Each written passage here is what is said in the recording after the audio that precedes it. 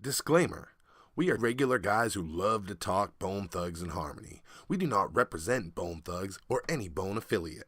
We are also not Bone Thugs experts. The views and information you hear in this podcast may be based on personal opinion. Please feel free to leave corrections and clarifying information in the comments. And enjoy.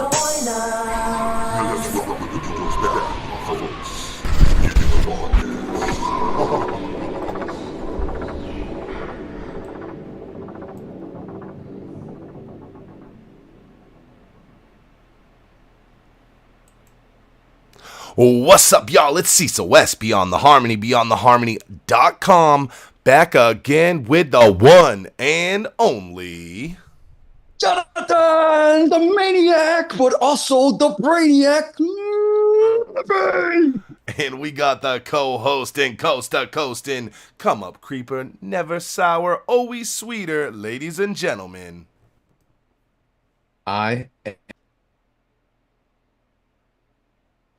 Ooh, we had some Matthew Weaver breakup right there. Did he break up? I did, but I still am Matthew Weaver. And this is Beyond the Harmony. It's Thug Thursday, Beyond the Harmony Live. You know what it is. We're here.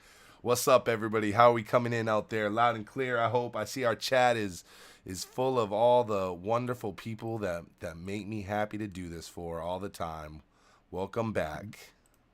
Yes, indeedy. Yes, indeedy. So this is another run the block. Is that what we call it? Run back the block. A sin, big sin night tonight. Spin the block. Spin the block. Spin the block. What a week. What a week it's been this week.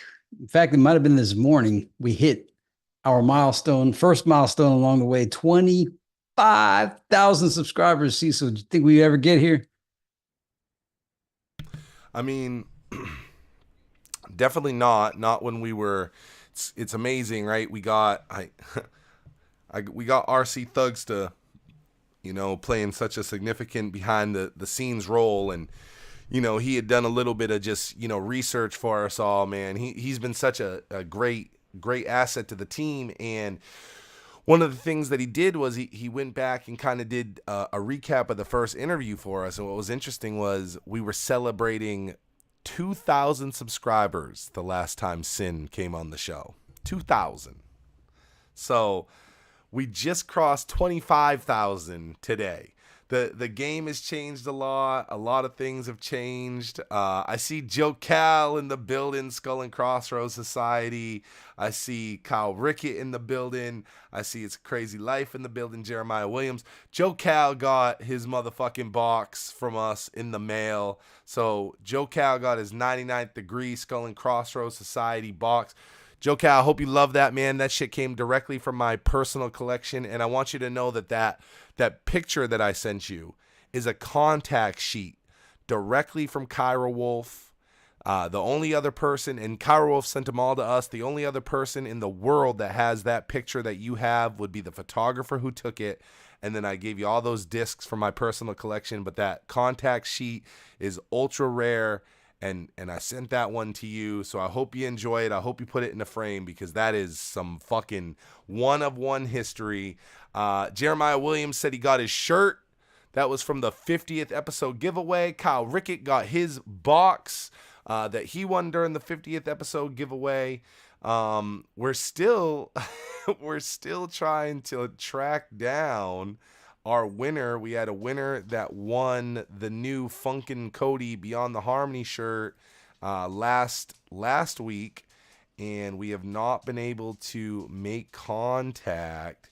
So I'm gonna say it. I put it out. I put it out on the I usually can reach everybody when I do like a community, like a community post, um, asking, but we couldn't find it. I'm scrolling. I'm seeing who won last week.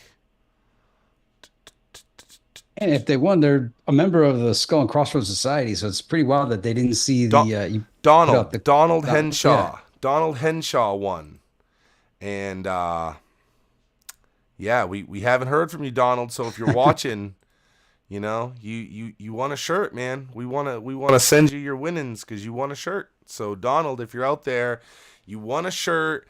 But we're gonna keep the good times going because we had all kinds of people win.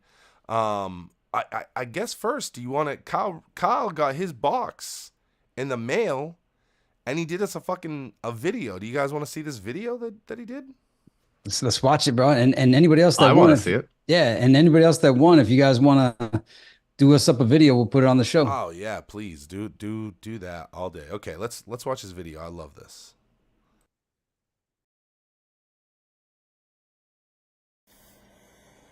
What's up, everybody? I got my package today from Beyond the Harmony. I won the level 1 package with Busy Bone, Carbon Monoxide, Gold Edition, signed by Busy. The Busy Bone I'm Busy album, signed by his sons, YBL Sinatra and Lil Busy, and a t-shirt. I already got everything opened up, so you gotta sit here and watch me open it. Here's the shirt.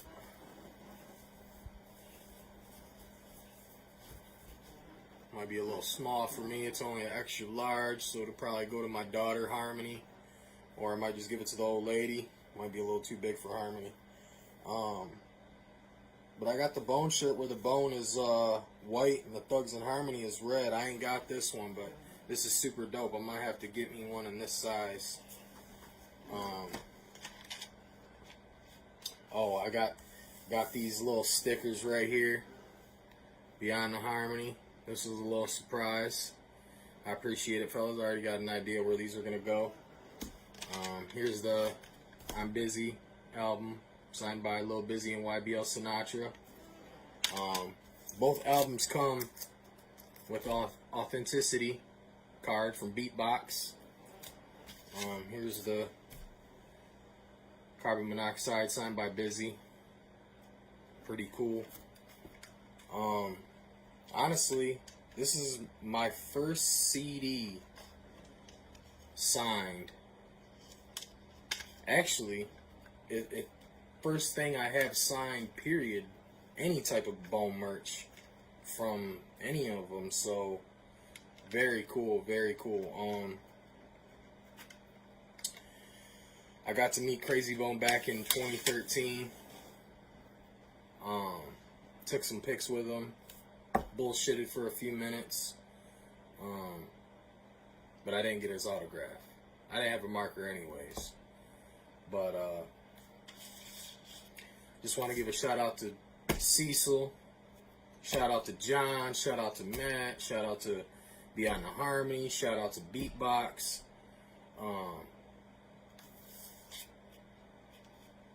What an amazing podcast.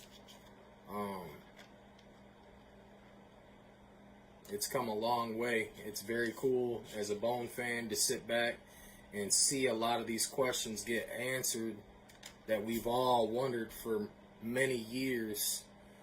And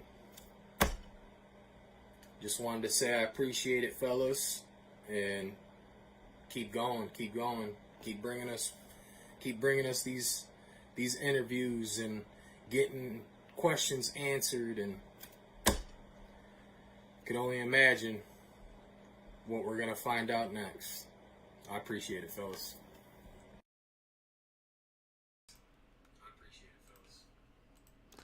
That was Kyle Rickett. Kyle Rickett winning the big 50th anniversary Beatbox LLC Tier 1 Busy Bones and Son package. So he received that, sent us a nice video. So if you win a giveaway from us, feel free, send us a video. We love to see it. It does the heart right for us. So it made me happy. John, I know you've seen it. Matt, I'll make sure you see it as well. I know you couldn't see it on your side. But yeah, man, very, very cool of Kyle. And anybody that wants to do that, that's great. And we're trying to Donald Henshaw, you're out there. You won, buddy. You also won. So, feel free to hit us up. And we're gonna do a giveaway tonight. Oh, so what's the giveaway? We're gonna do a giveaway tonight. It's the same rules that we always have here, which is you got to be a member of the Skull and Crossroads Society. Let me see if I can bring it up on my screen what we're gonna give away tonight, though. By the way, I didn't even get to see what was in that beatbox, so I'm glad Kyle made that video. I got to actually experience what was in there, so that was tight. Oh, don't you worry. I got a whole unboxing video that just hasn't been released yet, buddy. Well, hey. You think all that shit got to my house and I didn't take no footage? Nice. Okay. Let's see. Yeah, Kyle, actually that box went to me, to Cecil, to you, so yeah. A lot of people touched that box, or I guess from Beatbox to me, to Cecil, to you. Yeah. Okay. But also, just real quick, that Kyle video that he did, that's along the lines of, what I'm thinking of, the thing that I keep pitching, the John Lippy show for Beyond the Harmony around the. Is there a thing that you keep pitching? Yeah. What's the thing that you keep pitching? I don't know what you're talking about, John. I have never heard this preposterous information. Tell me again.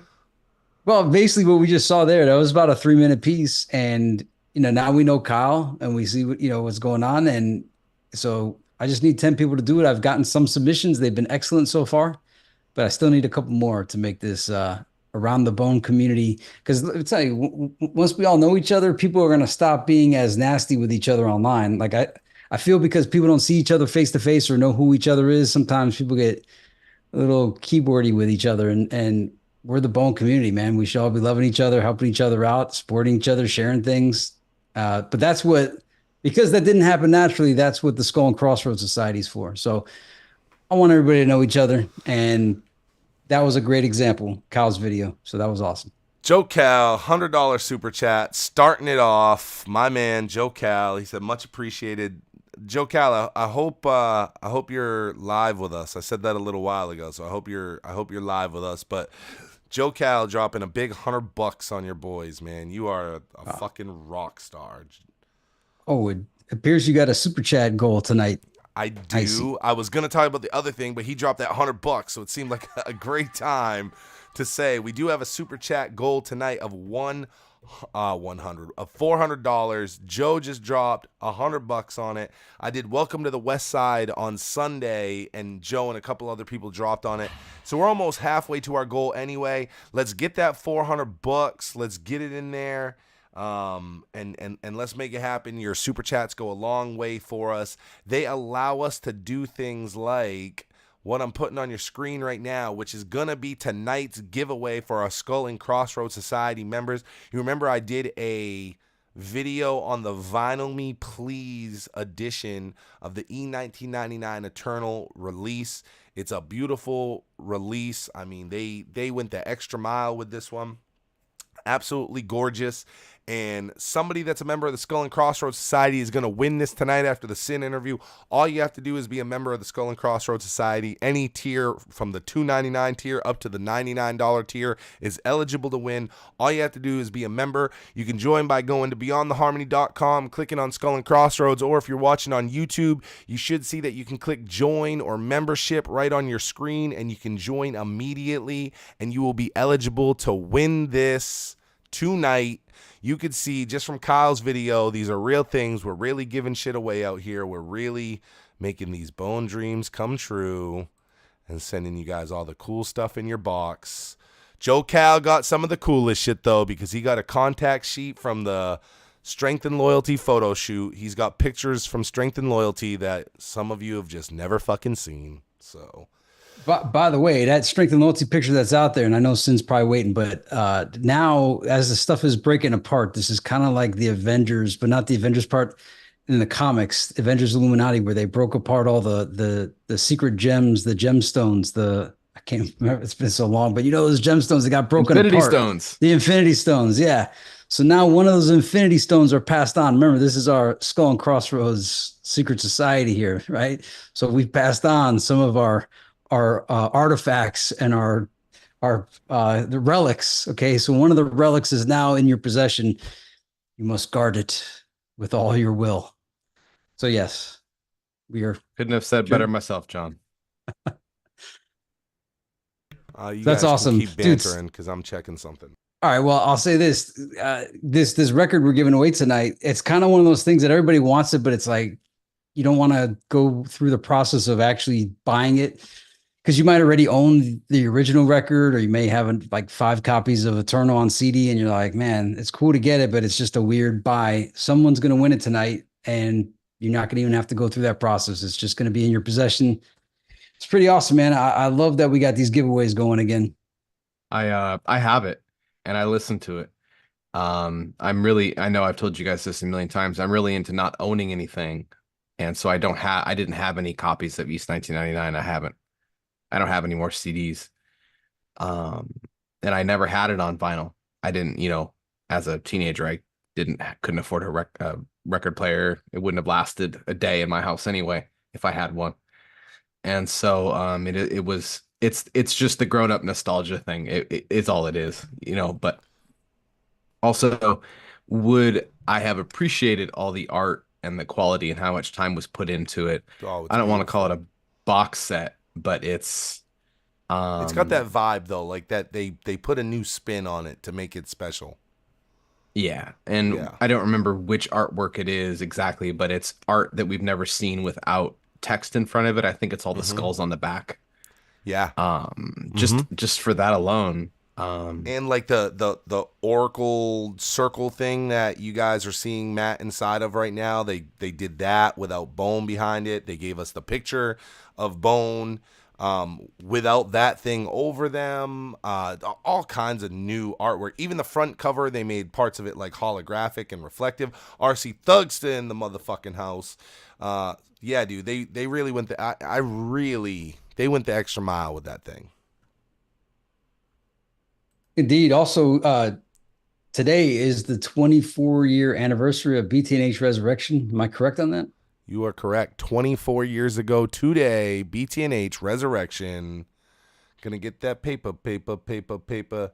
Hit the fucking shelves. Wow. And, yeah. Back like they never left. Well, when you brought that up today, I thought of the video and I thought of the New Edition video I had made, where basically elements of the Resurrection song music video were kind of like a reimagining of the New Edition music video. Can You Stand the Rain? Can You Stand the Rain also was remade by Crazy Bone on one of his unreleased albums, or maybe it was on Behind the Harmony. I don't know. But man, I forgot about that. I'm gonna have to listen to that tonight. There's even a video for it. I don't know if like the official music video came out, but there's like behind the scenes footage of like Crazy rapping that song to the cameras. I've never seen the actual video, just the behind the scenes for it.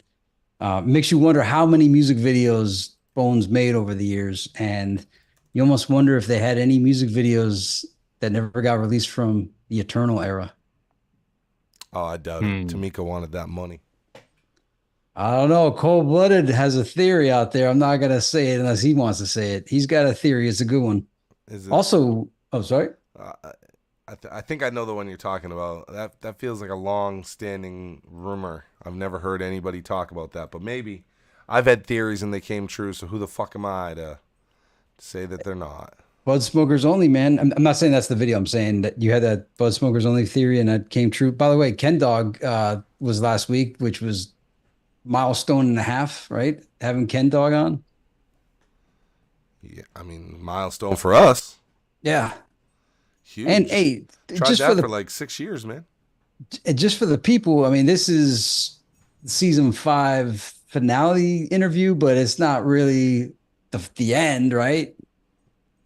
I mean, we're like the Bone Thugs and Harmony of podcasts. You know, you just got to be happy every time a new album comes out. You know, Well, you just got to be happy that we're here. Guess who's back? You know, you never know. You never know.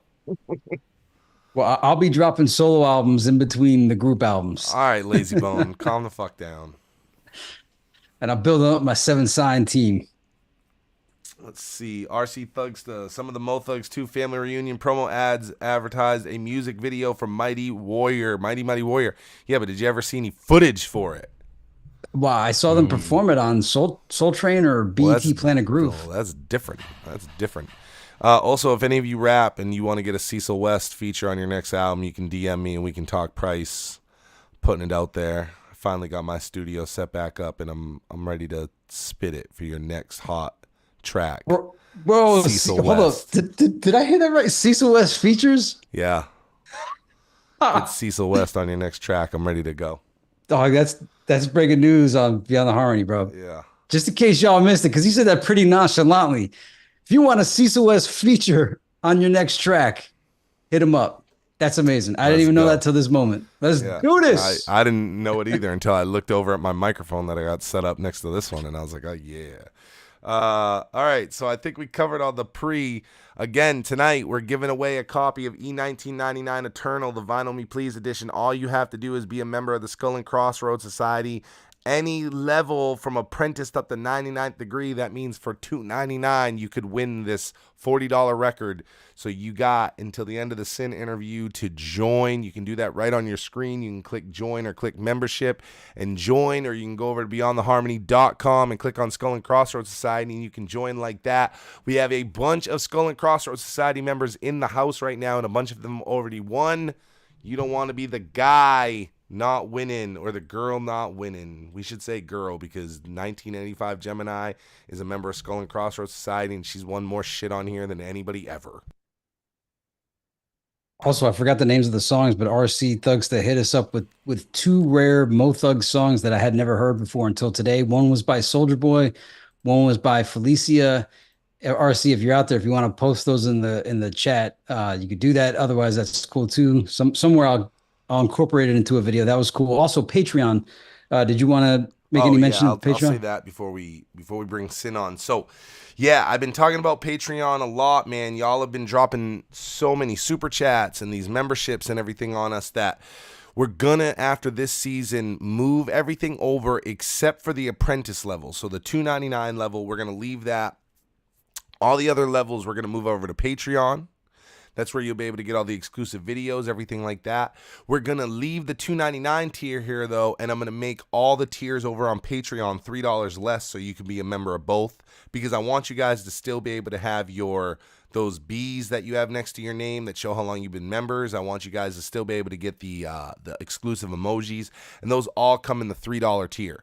So I'm going to make it so everybody can still do that. But if you want to have the extra levels, the extra stuff, the exclusive videos, the early releases, all the little gems that you're getting, you're going to want to join the Patreon. That's going to come after this season. I just didn't want to do it mid-season for all you that have joined. But we're going to make the transition, and that's because Patreon is going to give us 95% of what you give us instead of YouTube that only gives us 70%.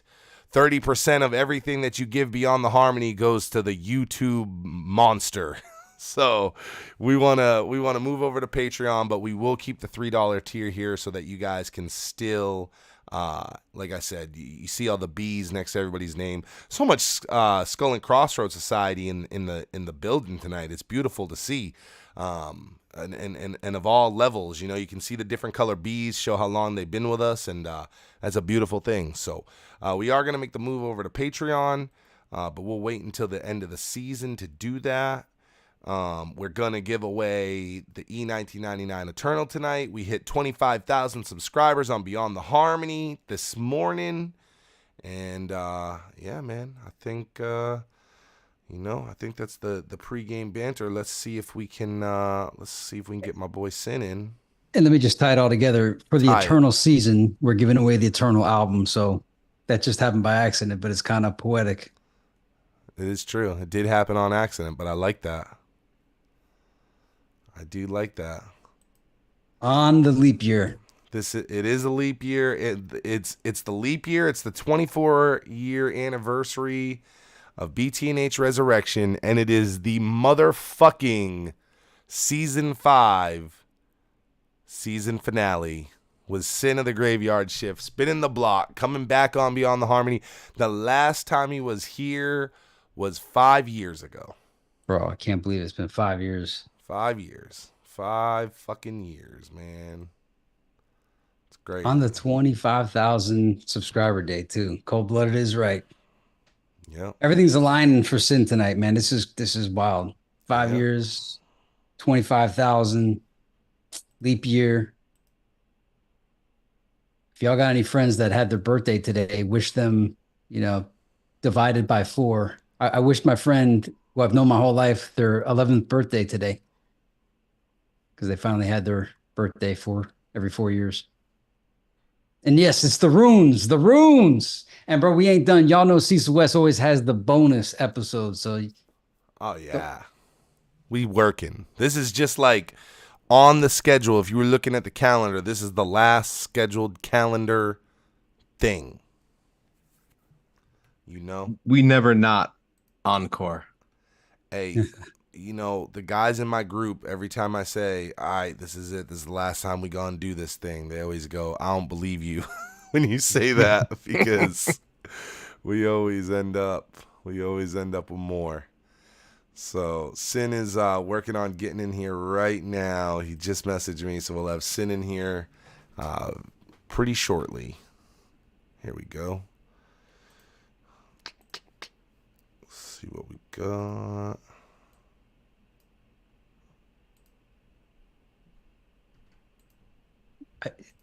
While he's connected, I re-listened to Mighty Warrior earlier this morning, and I felt ripped off how short Crazy Bones' verse was. Like, it needed to be longer. It was so good, and it feels like I got cut short for some reason.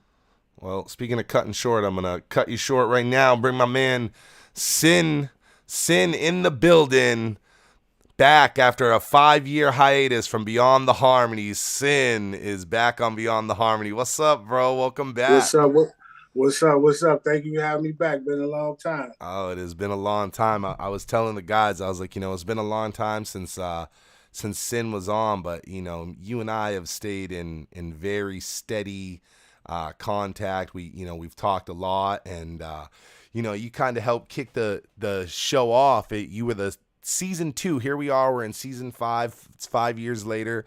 You helped kick off Season 2, and a lot has changed since I had you on, man. You were like, you broke all the Graveyard Shift information, but since then, we've had Gates on, we've had 101 on, we'd had Romeo on right before you came on.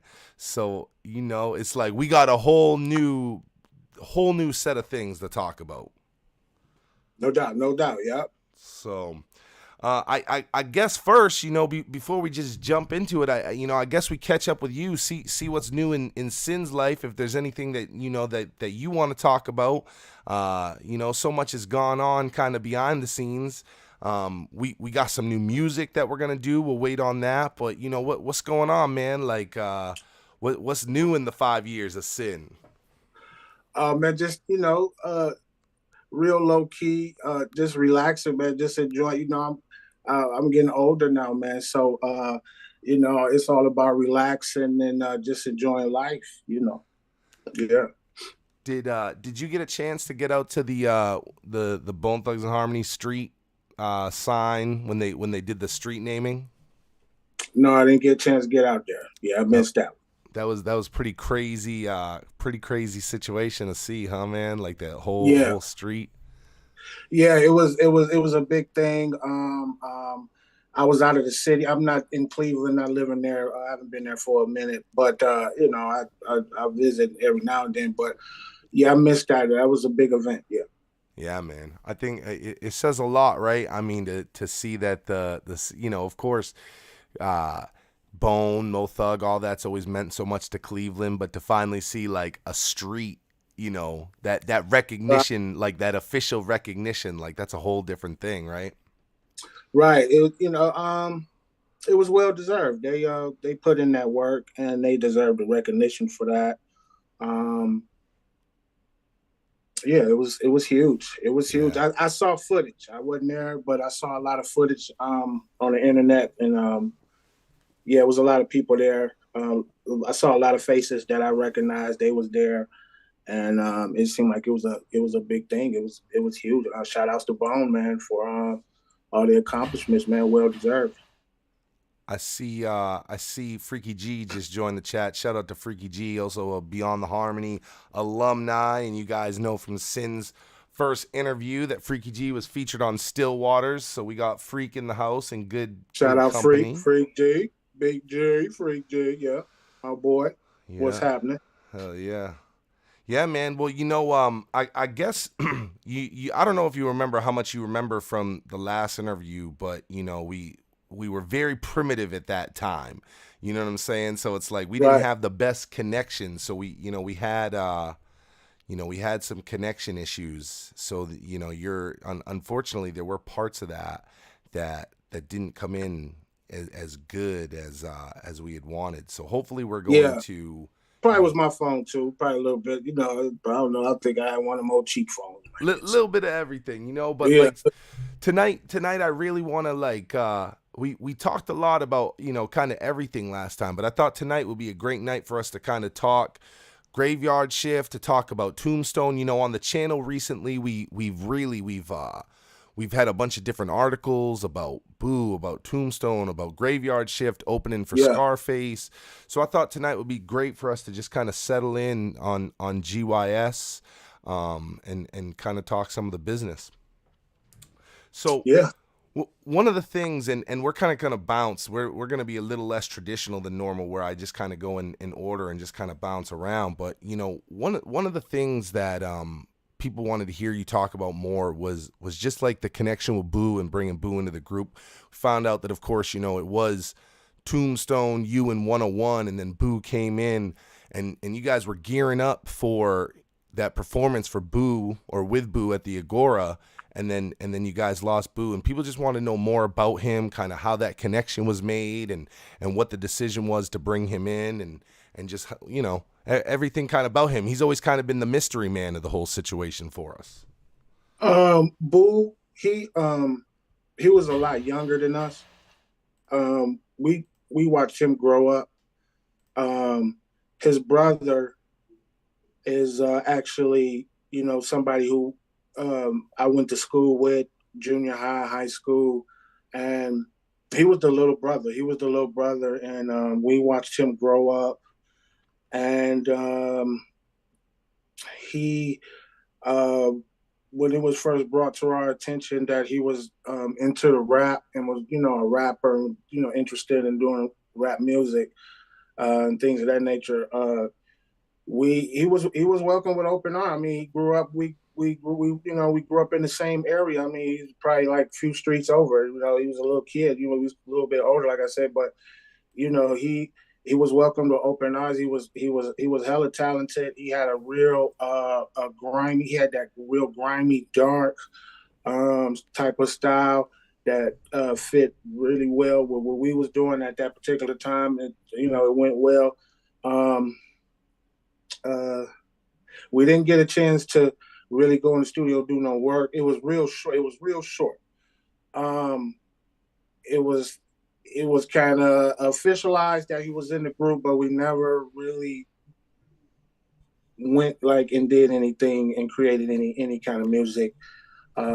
He unfortunately lost his life prematurely. Like I said, he was just a baby, and it was very unfortunate. But he was a welcomed addition to GYS, and we was happy to have him at that time.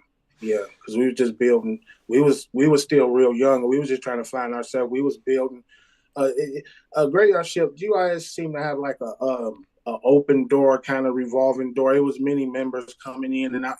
So GYS was more of a concept than say like a set group of guys, or I guess you could say founders. It just so happened that me, Tombstone and Gates, and for a little time there, 101 carried the banner, and as far as musically, but it was for whoever we wanted. You could be DY, you could be DY. Cecil West, right? You could be DY. Anybody could be D.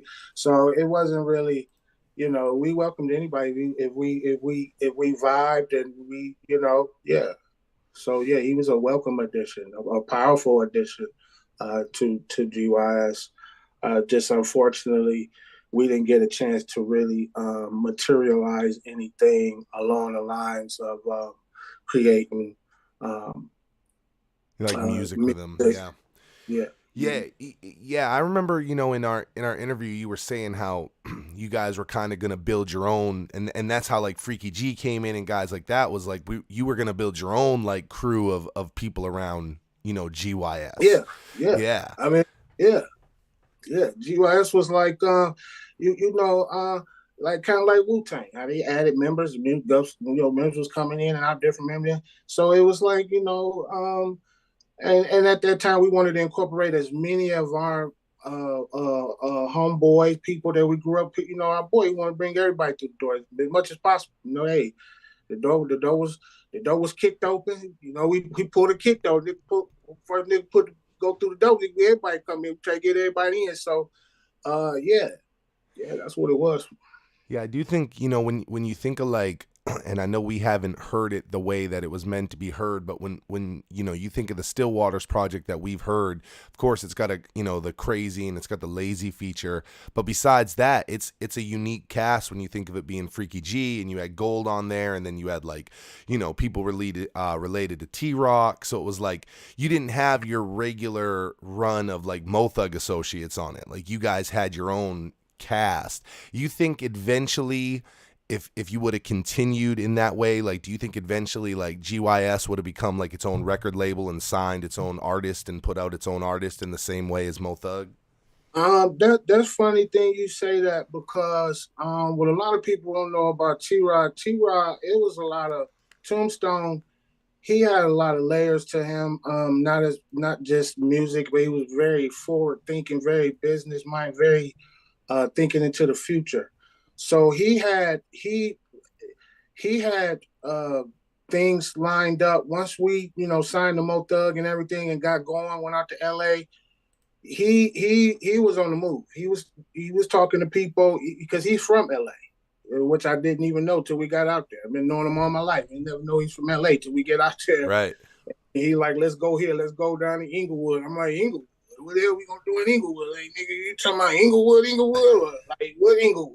Like, he talking about we gonna go. My grandmother stayed down there, so we going there. So he was from out there, so he knew his way around. And he was rubbing elbows with all kind of people. So yeah, no doubt, we would have definitely had something. We would have definitely parlayed something off the GYS.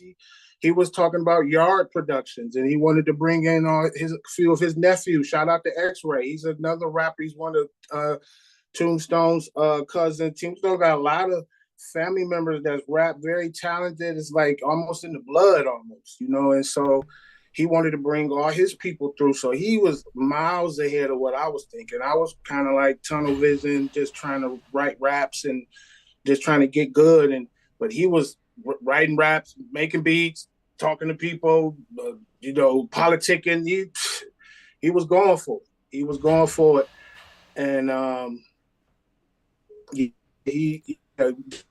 to answer your question, yeah, definitely, we would have definitely mutated into something problematic, really, on that level, yeah. Yeah, that's always, anybody that we've ever talked about Tombstone on the show with, they all say the same thing. Very, very smart, charismatic, believed a lot about, what you guys were doing, had, really kind of seemed to have like the 5-year, 10-year plan in his mind, worked out. Very futuristic thinking. He loved Mo Thug to the death. He loved Mo Thug, and his love and passion for Mo Thug was what drove him to into trying to be the greatest version of himself as an artist, as a business.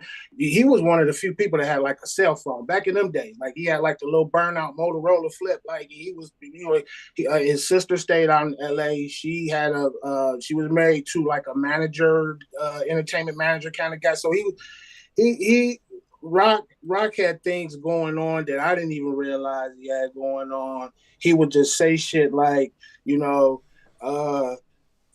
just be doing your beats and you just gonna be rapping. He's like, I'm gonna get a production deal. He had stuff on the table. Let me tell you, if Tombstone didn't get his life taken away from him premature, just bro, he had things moving behind the scenes, and like I said, he had a lot of layers to him. Yeah. He didn't speak a lot about his plans and things to do until it was about to come to fruition. Then he would say something like, he say, "Man, I'm just gonna be doing your beats." He really wanted what he really wanted to do. He wanted to be like another Dr. Dre, Timbaland, the Plutos. I mean, the Neptunes. Okay, type shit. Yeah. He wanted to do that. He was making beats, had that little machine. He was making his own little beats. He was obsessed. And it's amazing too that he was so driven on the instrumental side, because as good as that side was, of course, fans really remember his vocal contribution and how, especially when it came to the Stillwaters album, his style really kind of became its own, and it was like almost that like, that militant, just nobody sounded like Tombstone. Like he really was something unique at that time, that really stood out. So it's funny that that he was like, nah, I'm just gonna produce for you, because like his vocal style is something that fans to this day talk about. Yeah, he was into, he liked to write raps. He was a very good songwriter, but he was a phenomenal beat maker at that time. Maybe I'm just a little biased because the beats he was making was tailor made to the style that that what we was doing fit so well. So maybe I might be a little biased, but it was definitely a talent that he was able to tap into, because he was playing things, he was doing things, he was Urban Soldier beat, man. SRT rap. Romeo, he came with the guitar, he came with the strings on it. Shout out to Romeo.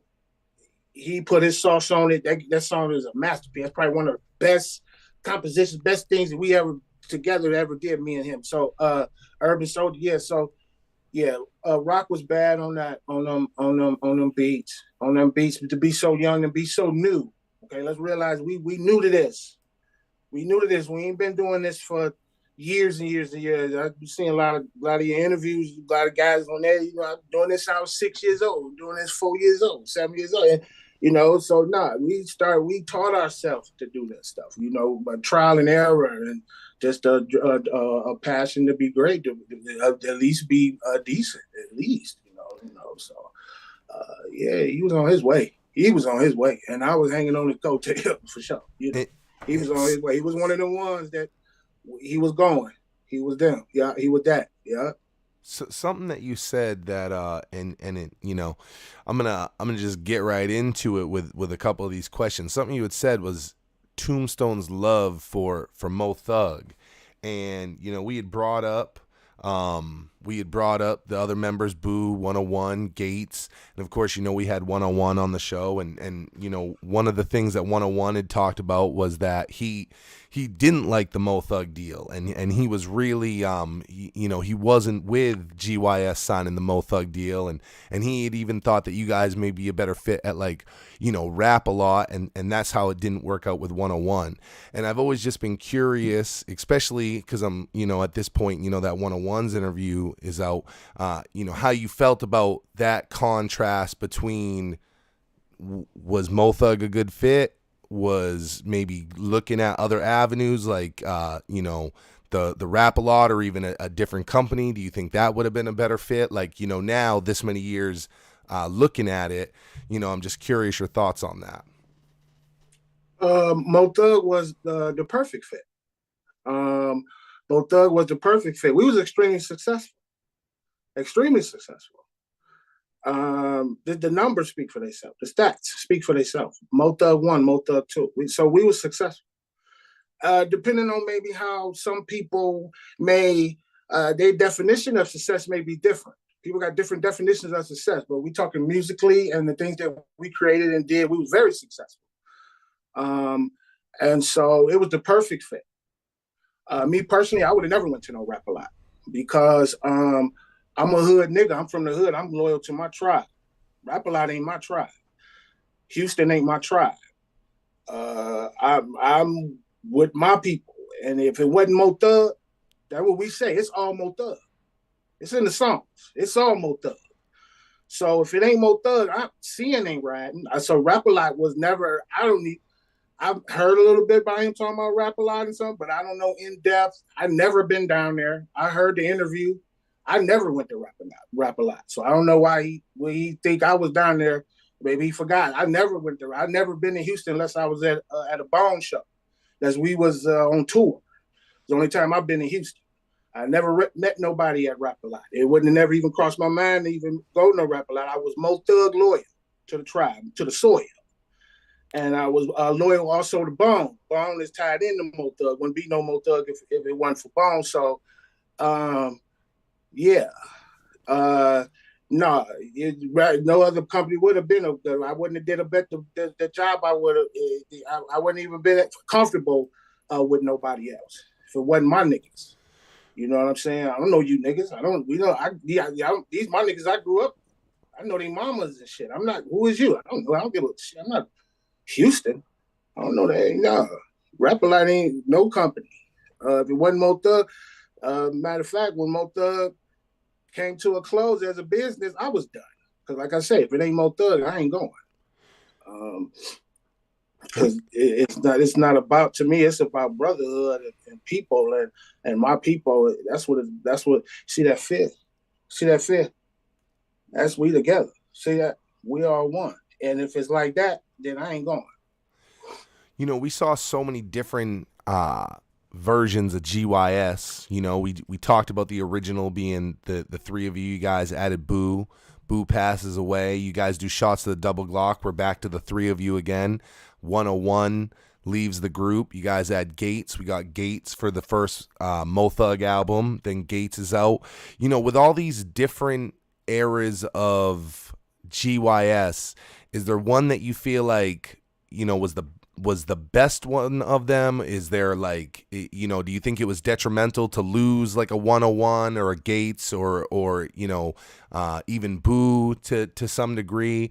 Or, you know, did we see the best out of GYS when it was just, you know, you and T-Rock?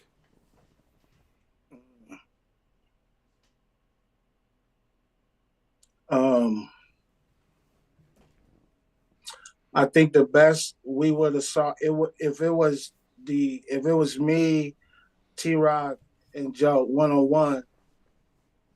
That was the original blueprint. So, and so what we built together, the link that we built, you know. So, yeah, of course, with the original, it's the same thing. You know, it was the same thing with Bone, right? You know what I mean? You know, I know it. Bone, all of them was together. You know, so the original, we all together, the originals, it would have been, I don't want to say better, because all the contributions and the other members that was in GYS and the efforts that they put into it has also a value to it. I mean, but preferably we would have liked to, I would have liked to seen the original GYS seeing Tombstone 101. Was there ever a time that you thought that was gonna work, you know, back out? Like, of course, like he was out, but was there ever a time that you thought that it would work back out and 101 was gonna rejoin GYS? No, I knew he wasn't gonna rejoin because I talked to him all throughout the process. So I knew he would want to rejoin. Joe is 101 is the type of guy he wants to be in charge. He wants to be in charge. He's not going to follow nobody, and that's cool. But in certain situations, you have to be both. You have to be a boss and an employee, right? You have to be versatile. You have to. Sometimes you have.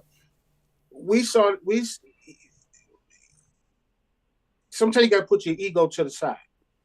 Okay, me, I'm an opportunist. I seen this as an opportunity to grow and become something else. Um, I, every opportunity might not be perfect. You have to make it perfect. So on the one hand, you have to be able to compromise.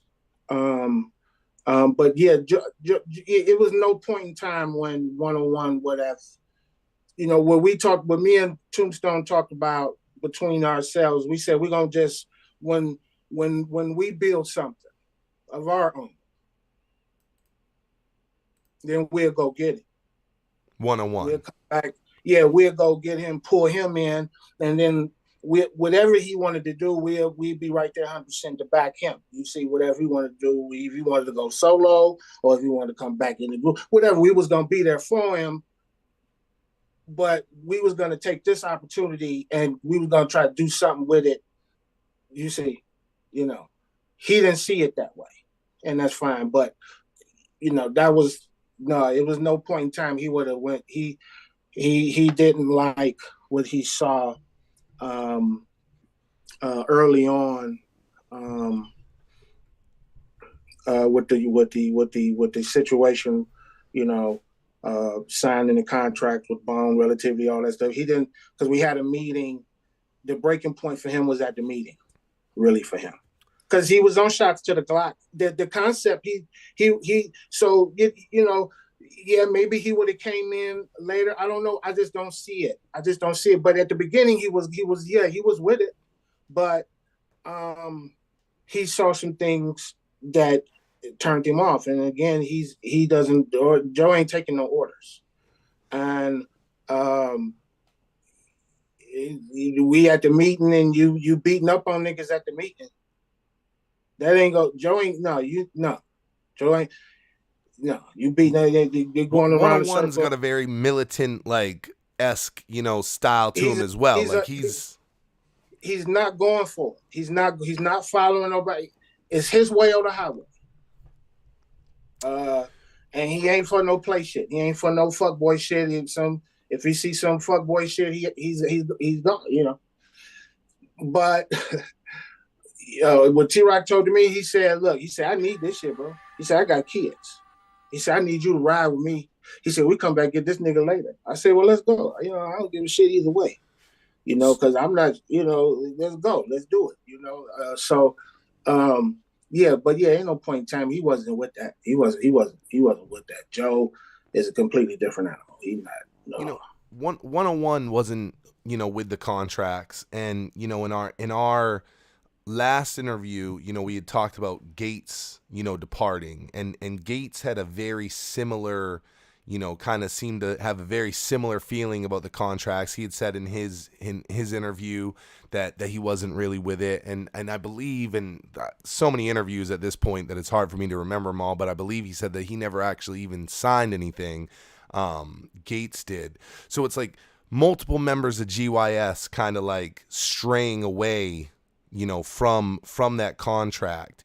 And, do you think that had any effect on us actually getting the GYS project, out, that there kept being member changes and personnel changes? Or do you think that the only thing that prevented the GYS album coming out was the untimely death of Tombstone? As far as the contracts go, yeah, they probably wanted to. I mean, let's be honest. They probably wasn't the perfect deal. I mean, Just so we're all the listeners are clear, I always say that the perfect deal doesn't really exist on your first contract because nobody really knows who don't. you are, and you got to you almost kind of got to give one to the game to get in there and prove your Right. worth. You So, got, you know, exactly. And see, you're not coming in the door, flying private jet, riding, and you got to put in that work. Even Bone, it took like almost their second, damn near third album before they started seeing some money. So, some real money. I mean, Thuggish Ruggish Bone was banging, and these niggas still was like pillar to post, like really no whip, no, you know what I'm saying? So it ain't sweet like that. You gotta make it sweet. yeah, I mean, it's always, I mean, it's very like for you to get a deal on your first one that's going to be great, you would have already had to have something independently huge Right. to make you a commodity, or of course, the labels then taking all the risk because what if you flop, so it's Exactly. like, and that was a different time. Today people can have an independent release on the internet, it's got 100 million views, okay, let's sign this guy, he's got some clout. But back then, who knows how it would turn out. So it's almost like you had to sacrifice one of the game, and then you might be able to renegotiate. Right, you come back to the table later, yeah. GYS Stillwaters, a lot of tracks got recorded for it. We as fans have only heard the portion that actually got released. But we know a lot more got recorded. You'd said in your other interview that you guys spent countless hours in the studio. You basically lived in there. So many tracks got recorded. Mo Thug, Stillwaters. As far as the project that got out there, how do you feel about the actual songs that got out, the way that we as fans heard Stillwaters? Was it close to what you envisioned it would be, or was it way off from like what the vision was for Stillwaters? No, it was perfect. It was exactly how we wanted, because we was there. We was there during the whole process.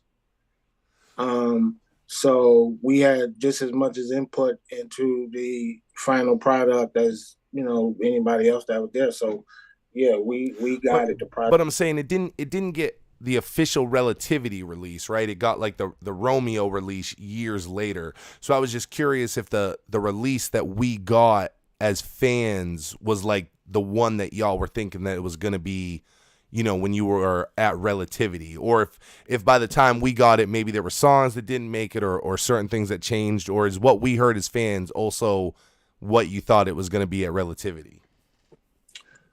No, that was the official release. That was the official the official master mix. It was packaged and ready. It just didn't release. It just didn't release under Relativity. But the Romeo release, that was the finished product. Yeah, stamped. So at what point were you kind of aware that it got released independently by Romeo? Like, did you find out in the aftermath? Yeah, I had no idea. I had no idea that it was released. It was years and years after it was supposedly released. It had been out for a long time. So when I first got wind of it, that it was out and selling,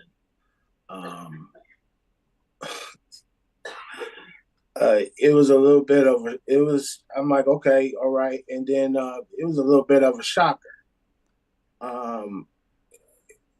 In one vein, I'm like, cool, because now it's somebody is going to get his opportunity to be heard, and our people is going to, be able to receive this, and they're gonna be able to hear what we created together. We just wanted to be heard. So in that sense, I was happy that it came out. But then I'm thinking about like, well, damn, somebody getting paid, and it ain't me. So that's a little question. But other than that, I mean, at the end of the day, really, money never really mean no thing to me. I never been a paper chaser. paper chase me. I'm a magnet, so I don't have to go run after it. See it though. I mean, in the same hand, even if you're not, you got Tombstone on there. Tombstone's got a family. His family didn't see any of that release money either. And not that I think that GYS sold millions of copies online, but I personally remember being a kid when that came out, and it was the fucking scramble to get to that website and get your hands on a copy. Like I said, I'm happy that it got out. Yeah. Because we worked hard on that, and our whole thing, we just wanted to be. People didn't really take us serious. I felt like that, we was really, because Bone set the bar. So I don't think really people really thought we had what it took to be in that space. So our thing was, we were so stuck on trying to prove ourselves and trying to be good enough. To be there, because we knew what the energy was. We knew we was dealing with some high caliber shit. We knew we wasn't dealing with no low energy. This was the real shit. Them boys, astronomical, in their career and what they did, and still relevant today is to be amongst that, you better be on your A game to be around. That's like playing on the court with Jordan. You better be, boy. You better hoop. You better hoop like mother. This nigga is dunking, flipping that bitch around the base, shooting 3-point. You probably won't be on that team no more. Yeah. Shout out, I see Archie Blaine is in the building as well in the chat. Shout out to Archie Blaine. Shout out Arch. What up, Arch? Yeah, showing love. Of course, we know brother. Sin was in the building when Archie was on here last with Jazz. So a lot of support all the way around. Yeah. That shit was live. That shit, I love that shit. Listen to all them songs I ain't heard in a long time. Yeah. I want to do something very similar with you with Still Waters. So, that's something we'll have to get cooked up in the future. When's the last time you had any kind of contact with Romeo? Did you have any contact around that time? I mean, when's the last time you and Romeo had any words? I ain't probably seen Romeo until we left LA. After we wrapped everything up, what was the studio name? Was it Private? I don't remember. It was Private Island Tracks, wasn't it? I think it was. I don't know. Out there on Sunset, out in LA, so many years ago. It was a long time ago when I saw him. At the studio, man. He's very talented. I'll tell you why I bring him up, right? Because I hope he good. He's got a lot of pride behind all the Mo Thug stuff, right? He played on Poetic Hustlers. He played on, Mo Thugs 1 and 2. He played on Thug Mentality 99. But he especially has a lot of pride in playing on the Graveyard Shift album. Like, more than anything else I just talked about, he is especially prideful about GYS. And you and I had talked in the last interview that, he kind of considered himself a member of GYS, and that you did as far as like, the production piece of it. What do you think, and this may be a hard thing for you to answer, but what do you think it was that made the GYS experience unique for him, that he holds that so much nearer and dearer and so much higher than the other things that he was a part of? Because he really, in his interview, probably 60% of it, we talk Graveyard Shift.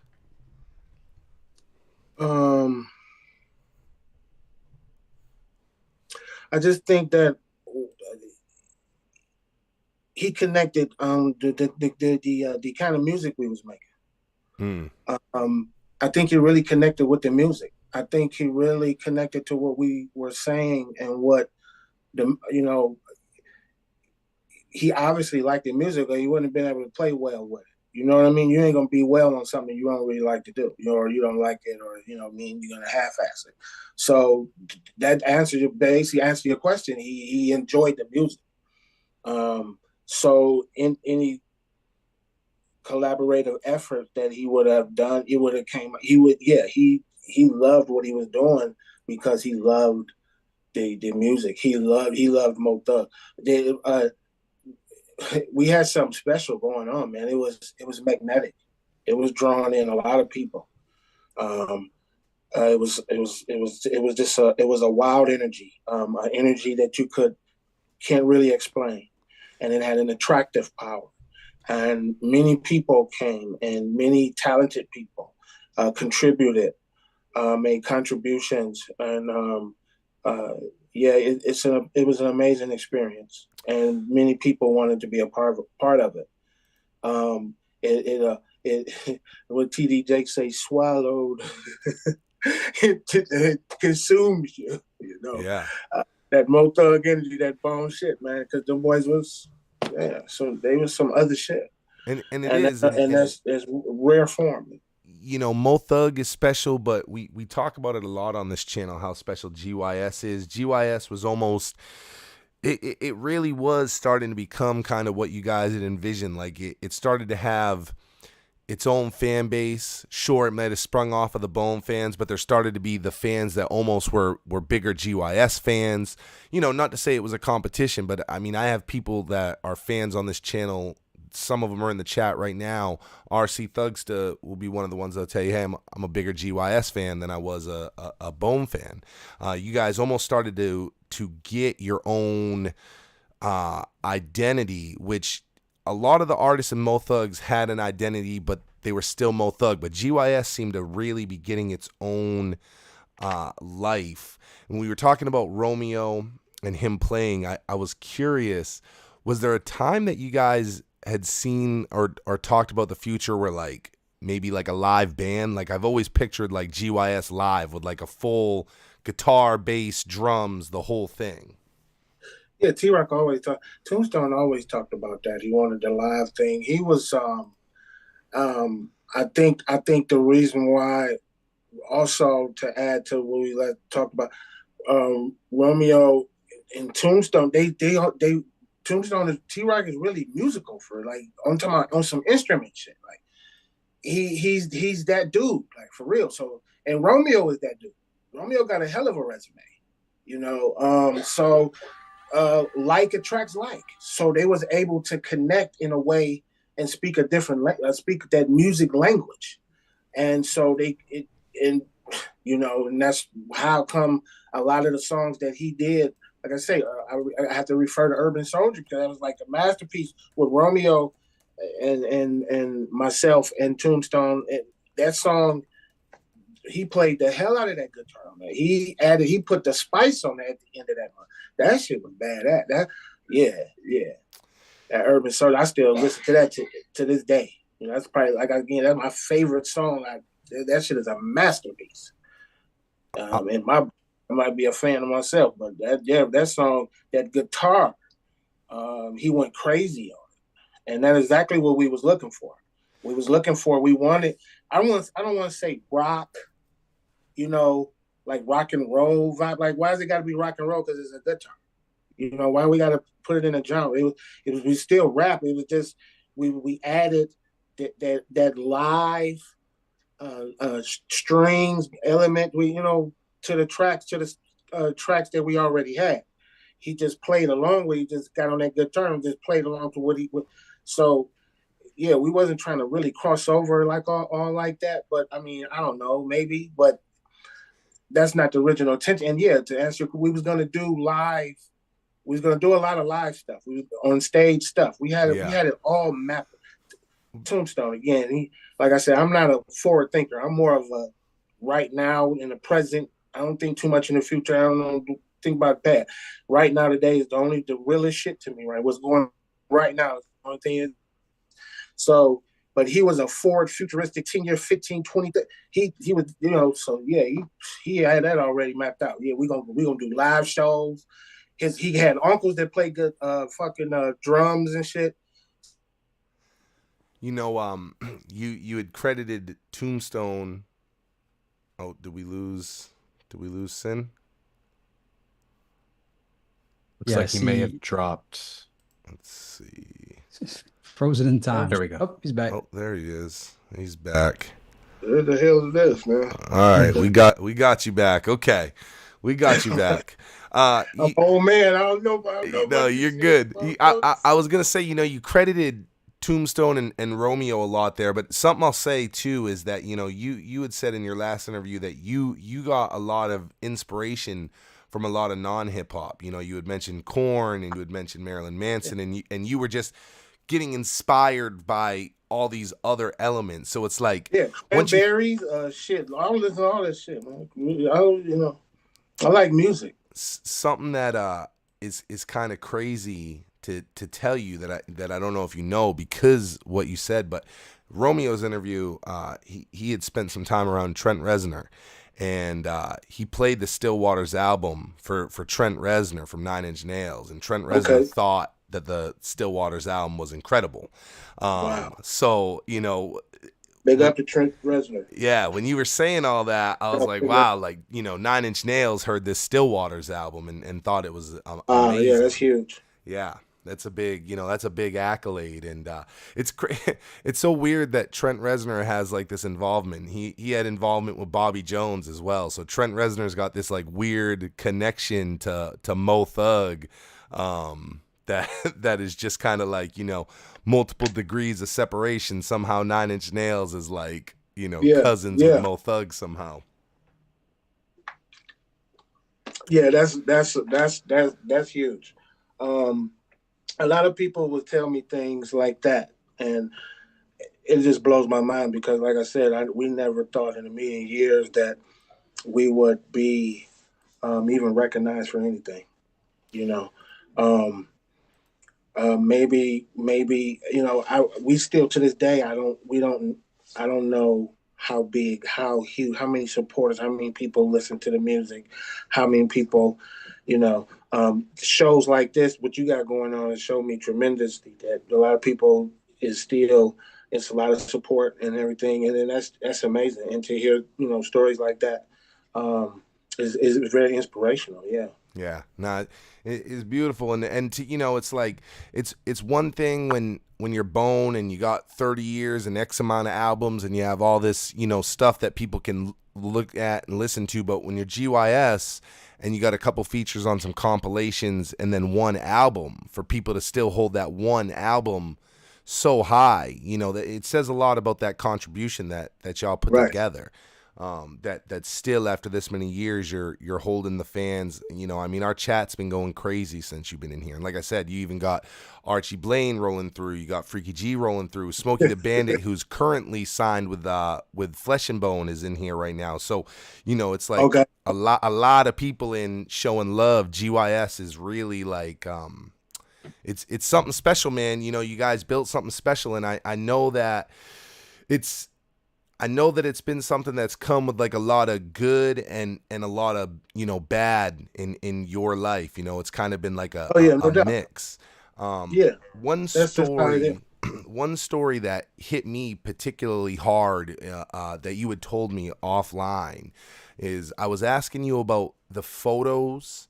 I was asking you about the photos that we've all seen at GYS, the one of you and Tombstone, you guys are in the water, and then there's one of you guys in front of a church, and you had said that you had come back to Cleveland to take those. You guys were in LA, came back to Cleveland, took those. You were getting ready to film a video. What was the video? What was the first video going to be? I believe Careful Line. Careful Line. You guys are getting ready to shoot a video, and Tombstone gets murdered right before this video. Yeah. It was a show. We had came back. It was a Bone show, and it was kind of like later that night after the show, we got the phone call that he was shot. It was probably about 4 or 5 in the morning. It was after the show, you're saying? Right after the show, we came back. We had just finished the album. We started doing the shoot. What you talking about? We shot that day. Matter of fact, we shot the day of the show. We came back. We was with Steve Lobel. He brought us back. We got a room. out at the airport. The next day, we start shooting. And later on that night, it was a show, the Bone Show. We went to the show. Do you remember where the show was by chance? Was it at the Agora? It was. I don't know if it was Agora. I think it was. I don't know if it was. I can't remember. I don't know if it was at the Agora. I think it was bigger than the Agora. Wow. I think it was like at a bigger spot than the Agora. Yeah, it was. So I took him home, dropped him off right after the show. Then I get the call. I fall asleep 3, 4, or 5 in the morning. I'm getting a call. Boom, your friend been hurt. It was my mother. She said, your friend has been hurt. And he didn't even want to come back to Cleveland. He didn't want to do none of the photo shoots, the video. He didn't want to do none of that shit. He wanted to do it all in LA. I wanted to do it in Cleveland. For a long time, I blamed myself because hadn't we come back to Cleveland, we would have stayed in LA. Yeah. Right. I was insistent on coming back to Cleveland. I like, man, we got to do this in Cleveland. It's got to be Cleveland. We got to use the churches and the graveyards in Cleveland. LA was too pretty. It was too sunny. The graveyards didn't look dark enough for me. Cleveland was more gothic, more dark, with older shit. Shit was falling, big rocks and shit falling, and dilapidated. The mausoleums and shit fucked up. So we wanted. That's what I. And if I wasn't so insistent, he wanted to stay out there. Because everything was set up. We had apartment, we had cars, we getting checks every week. We could have stayed out there. We finished the album so fast, we didn't have to though. We could have stretched that shit out a year. It didn't take a long time to do an album. We had budget. But we finished it quick. We was boom. Our shit was already done. We just had to just go put it on the good shit. You know what I'm saying? The shit was already pre-pro. We just had to put it on the big shit. So we was done like that. Bam. He like, man, let's stay out here and shoot the video and stay out. Fuck Cleveland. Shit, there ain't nothing back there. I said, come on, man, we gotta go. So yeah, after the show, and took me a while to get over that. Because I felt like he didn't want to come. He didn't want to come back. Yeah, I'll tell you, you told me that story. I had hit you up and I had just asked about, some pictures. I was like, hey, you remember where these pictures were taken? And you told me the whole thing, the whole shit. And you had said that line to me, specifically. You were like, T-Rock didn't want to come back out, and I always wonder what it would be like. And that I actually, if we wouldn't have got on that plane, I feel like he's still been alive. Is it we wouldn't have got on the plane, and we would have stayed out there. And because Steve Lobel relative, they said we all want, it was up to us when we wanted to shoot our do our pictures, our photos, and the video. We could have did all that out there. Like Bone did a lot of video. They didn't do a lot of more. We could have we didn't have to come back here and do them, but it was I was insistent on it, and yeah, I feel like if I wasn't so pushy, I was fucked up for a lot of years behind that because, I blame myself for that. He was, I feel still to this day, if we wouldn't have came back here, he's still been breathing. As fans, when we're, trying to dissect the GYS story as kids, right? So now we're 20 plus years later and we have a lot more information. But of course, back then, we're trying to dissect this situation where Tombstone passes away. We know very little about Boo, who also is murdered, and so it seemed to be this real tough, lingering dark cloud over GYS. And then by the time the second Mo Thug album comes out, you open that Mo Thug album, you got all the Mo Thug soldiers standing there, and we got a single shot of Sin dressed all in black from head to toe. you were kind of like the sole survivor at that point. And Right. we were talking briefly in your last interview about, you know, what the move was. You had said that you were maybe going to record some solo stuff. Was there ever a time, and I don't remember if we talked about this in the other interview, but was there ever a time when it became just you, that you try to get Gates back, or you know, other members, or at that point in your mind was GYS put to rest? Was it not a thing without Tombstone?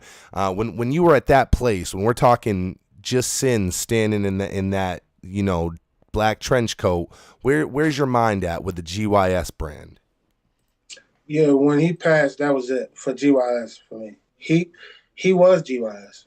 Um, from an artistic standpoint, I know 101 seems to say he's came up with the name. That's debatable. All right. But whatever, yeah, he came up with the name. He said he came up with the name.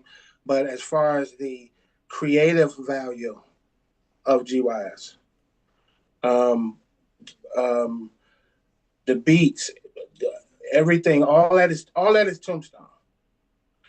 I'm just a feature on Tombstone. This is his GYS, as the music is concerned, is all Tombstone. I'm just a co-star. It's all him. He's the creative genius behind all of it. I just put my little 2 cents, my little contribution, or you know, they send a collection plate. You know, you put what you can put. Shit, you know, motherfuckers put $100. Shit, I'll put goddamn 25 cents. Shit, I don't know. I'll do what I can do. So you know, but hey, you know, so. Did the Night Riders give you that outlet to get back to rapping the like, I guess, GYS-esque type of stuff? I mean, Night Riders wasn't exactly GYS, but it was definitely in a similar lane as far as, you know, I guess, content.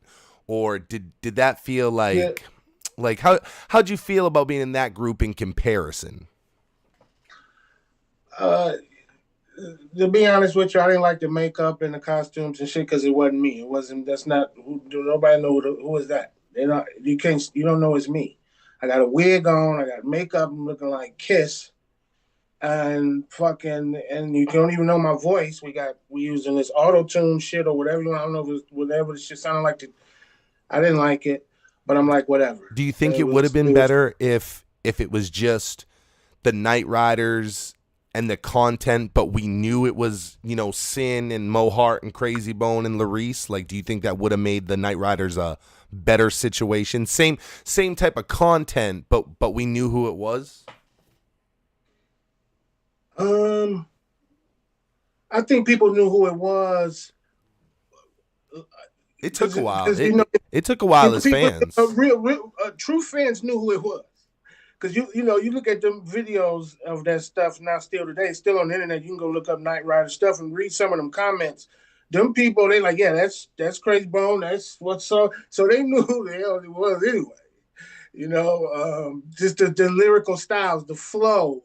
You could, you know, if you're a Bone fan, Mo Thug fan, just you can't. I don't care what you sound like the chipmunk. You do all the tune. I don't care what you put on the voice. People gonna know because the flow, the cadence, the rhythm, you just know. You just know. I stopped using it. I then started using just twisting my own voice instead of using the studio. I couldn't do it. I couldn't do the shit. I didn't seem natural to me. So I just changed my own voice to sound like, you know, just try to. I didn't like that shit. That shit was whack. It wasn't. It wasn't. It didn't represent the roots to me of hip hop and rap. It was some gimmick shit. Like, what the fuck is it? Like, to make a quick couple dollars, some type shit. I don't want even feeling that shit. Like, that Night Rider shit. It was fun. Like I say, I like going to the. You know, I like writing raps. I like collaborating with different artists. within the camp and stuff. That stuff is all fun to me. So I try to make some fun out of it. But at the end of the day, I've this always not had a me. personal Wigs and shit. We wearing wigs and fucking shit and fucking ruffles and shit, looking like Prince and shit, and the some horror ruffles. movie shit. I'm like, man. So, yeah, I've always had like and this is I got no foundation on this except for me just kind of paying attention to the timeline, but I've always had this thought that, around that time, so we're talking 98, 99, 2000, Lazy and Crazy had both done some tours with the Insane Clown Posse, and I've always felt like their tours with ICP and them seeing kind of like the Insane Clown Posse's like fan base, I always thought that had a major influence on Crazy Bone. They were on ICP's big Wicked Wonka tour, and I always thought that had a big influence on him saying, hey, I should do something like this. That's just me kind of putting the pieces together and seeing the timelines of shit. I've always felt like, I wondered if that's where that came from in his mind. Yeah, I can see that because everybody we don't want to admit it. We are influenced by our environment to some degree, So yeah, it could play the part. It could have worked out, over there. If he would have brought the Night Riders more over to that, and the Night Riders would have toured with like them. Right. That's that lane. Yeah, that's that shit. That's that space for that. Yeah. Now that you say that, it could have been big in that. Yeah. In that lane. Yeah, definitely. 100%. Insane Clown Posse. Yeah. Oh yeah, 100%. Yeah. No, I've always felt like if it would have made its way over there, that could have been a working thing. I've always just kind of brought that up, and but without that, I felt the same way you kind of felt. I was like, well, what's the end game here, right? Like, what's the Night Riders end game? Like, it was a cool feature on both his solo albums. By the time we got by the time they released all the music y'all did, of course, the Night Riders weren't even a thing anymore. But even if that album would have got out, shit came out. I said that they released this. Yeah, but if that album would have got out, like let's say that would have got out when y'all were still a group, right? Do you think that there ever would have been a second album? Do you think there would have been reason to do a second album, or is that kind of like once you get that one album out the way, like what you gonna do after that? It's really hard to say with gimmick albums. Like, it's really hard to say. Like, they weird. They could blow or they can flop. So it's really hard to say. Like, that motherfucker probably would have went stupid. It would have went like crazy numbers, right? And somebody would have came in like, come on, yeah, you can start. We probably got picked up. Somebody would have threw some crazy money, and it could have got out of control. It could have. You never know. That's the beautiful thing about music. It's a creative space where you can literally just really do anything. If it sound good, it sound good. If it don't, it don't. But it's one of those things that you have to get out and just do it, and you just it's rolling the dice, really. Some people it's a lot of people don't like Bone. It's a lot of people that do love Bones. A lot of people that like GYSM. Everybody ain't gonna like it. It's a lane for everybody. You see what I'm saying? So you just got to do it, and it's going to be received by. So Night Riders probably could have done something, because I think it would have been a lane where I don't think we could have created a lane. It would have had to been Insane Clown Posse. It had to been those type of individuals that already paved the way for that type of shit. I don't think Night Riders was I could be wrong, but I don't think it was at a level that was like a trailblazer, like a, it would have done well in that space that was already carved out by its predecessor type shit, so yeah, but I will say just in terms of like the GYS, movement and that army, it was kind of cool that you and Mo Hart were in a group together at that point, you guys being related, and it's like, you guys, when we think of Mo Hart and we think of Sin, you think of Poetic Hustlers, you think of GYS, like you don't think of them being similar, so you Right. definitely don't think of y'all being like actually related like that. So to find out Yeah. y'all are related and you guys finally get to be in a group together, I did kind of fuck with that piece of it. Like I like that y'all got that moment to kind of be in an actual group together. Yeah, Mohart, we always wanted to be, we always wanted to do music and do music together and collaborate with one another. So yeah, that was fun. I wanted to be, always wanted to be on the Poetic Hustler album. Wished I was on the Poetic Hustler album, but I never got a chance. I never got around. I wished I was on that. I can't. What's the song? Searching for Peace. That's my favorite song. Searching for Peace. I wish I was on that motherfucker. Wow. I laid that. I love that song. Yeah, That that's a fan song, favorite. man, that song is bad, man. It's very powerful, it's very emotional. So, yeah, it was a good experience being there. My cousin, that's my blood, my cousin. Yeah, doing music with him, creating with him.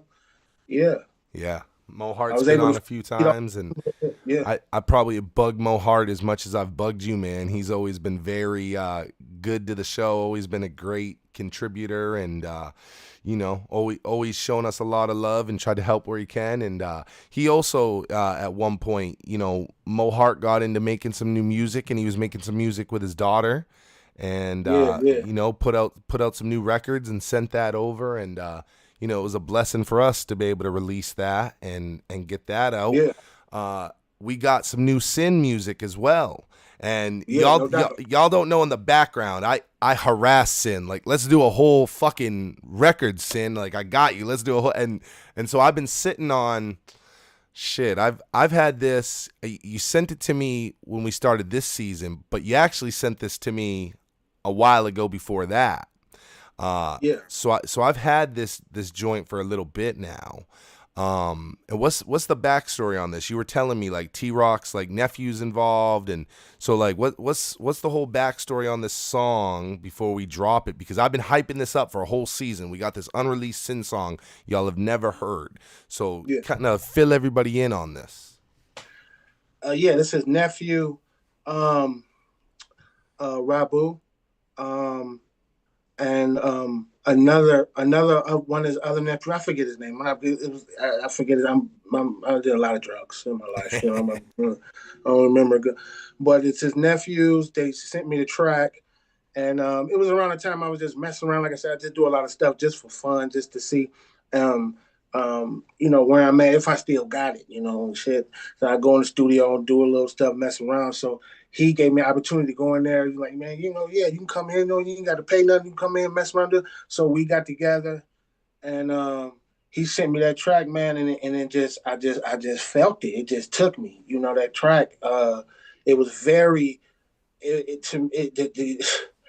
I, I'm officially out of the game. I don't, especially from a business standpoint, all that kind of stuff. I don't want to deal with all that stuff. I'm consider me retired. But when he sent me that track, and I listened to it, and I'm there smoking and shit, and I'm vibing to the shit. It was so Tombstone all through there. This is his blood. This is his nephew. He sent me this, and I was the track it possessed me, and I just got to writing to it, and then I went in and recorded it, and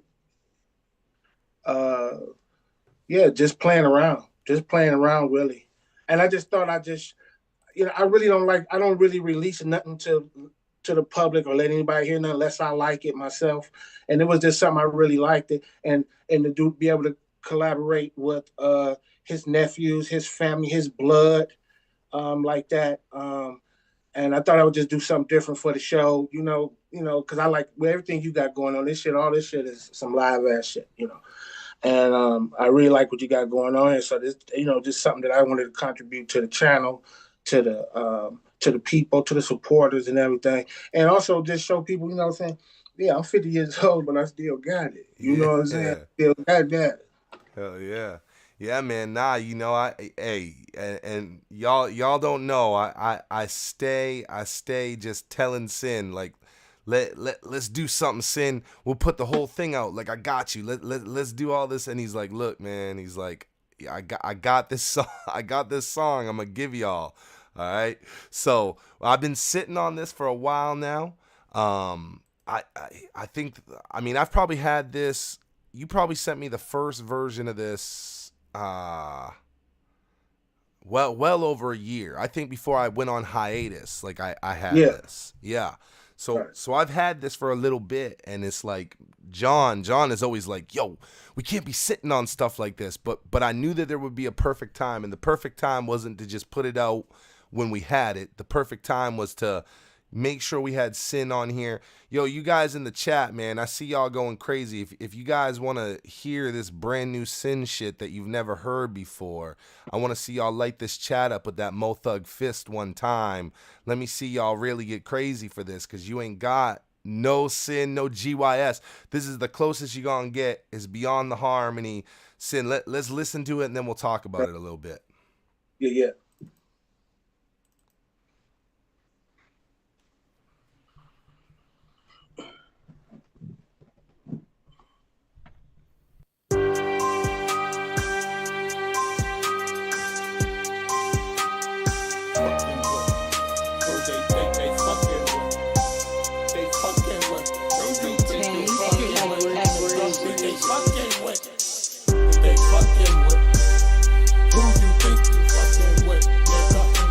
They fucking with, nigga. Who they think they fucking with? Who they think they fucking with? They fucking with. Came through the door. I said it before. Don't make me clap the floor. Everybody hit the floor. Gotta pray to the Lord. Now he laying in the morgue. Ever since I was born, I was bred for the war. They say a woman's scorn is a woman torn, but I say she's just a whore. But who's keeping score? I be the god, the alpha and the omega. I'm out to get this paper. These new jack plastic rap cats are so PlayStation. I just skipped arraignment. Ain't no containment for a beast such as this. I'm on some ballistic shit. You wind up a statistic, kid. Cancel your Christmases. You're so simplistic, unrealistic. No competition. Lend me your ear while I start spit linguistics. Take a look at what just jumped off the boat. Niggas in hoodies, black Timbos and looks. Best call them folks. Them niggas split your wood out here. We like a pack of wolves out here. You niggas eating good out here while everybody's starving. Ring the alarm and emerge from the darkness. You don't wanna start shit when them cannons get to sparking. Dilly depart. I'm getting tired of talking. Okay, so you a Martian. I'm a cosmic deity, cut like guillotine from the land of the lawless. Buff, no creatine. You got a heart full of softness, erased from everyone's memory. I'm going down in history as one of the most infamous terrorists, gifted with extraordinary penmanship. You should watch your lips, yeah, and put some respect on them. I'm about to flex on them. Shit sound fresh, don't only running with bosses. And you can reach me at my office. No shorts, no losses. Ask my nigga Flossie. I'm the hottest thing on the market. And you are just a target. I'm living through, I'm a monster. I'm the truth. Hey, little doggy. All you doing is barking. Me and my niggas walking. Hit him with the Nina Rossi. I stay putting something in the air. I'm getting high like a rocket. Bitch, this STC. Still down to bang with it, slang with it. Yeah, she cute as fuck, but she ain't my main thing with it. Ask me how I smoke. Still maintain with it. Nigga, I got the dope. Mr. Cocaine with it. Kurt Cobain. I'm a bullet to the brain. Swang with it, tick like twang. You get sprayed and slain, but I'm all in the grave. We taking over this game, bang, bang, bang, bang. All in the grave, we taking over this game, bang, bang, bang, bang, bang.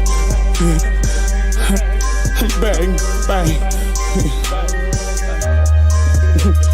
If you really knew the type of shit that be going on through my head, I see the visions of the whole world burning, and everybody is dead. Those little infrared beams coming from the ceiling, but all you bitches to bed, yeah. This Nina got him spilling his beans, now I can see all of his dreams, yeah. I want to be just like Mike, That's a but Beyond the the one from Harmony Halloween. exclusive. Infatuation with the murder scene, like masturbation when I Sin brush in this thing. 2024. That's the closest thing y'all got to some GYS in 2024. That's a motherfucking Beyond the Harmony exclusive. Shout out to Sin for dropping that on us. You know, as I listen to that record, and you know, at this point I've heard it a lot, but it's like, don't worry, crazy. It's going up. Y'all don't worry. It's gonna go up as its own upload, y'all. Believe me, I'm working with Sin as much as I can. I'm trying to get it to be more than just a channel upload. It's going up though. Don't y'all worry. But as I listen to that record, it's like I can envision and hear where you would have had Tombstone coming in. And you know, like you can really feel that that's like the essence of GYS right there, you know. So it's like when you said it, it's like, yeah, I can feel that. I can feel where this felt like it would have had T-Rock all over it. It is Tombstone. It's all Tombstone still.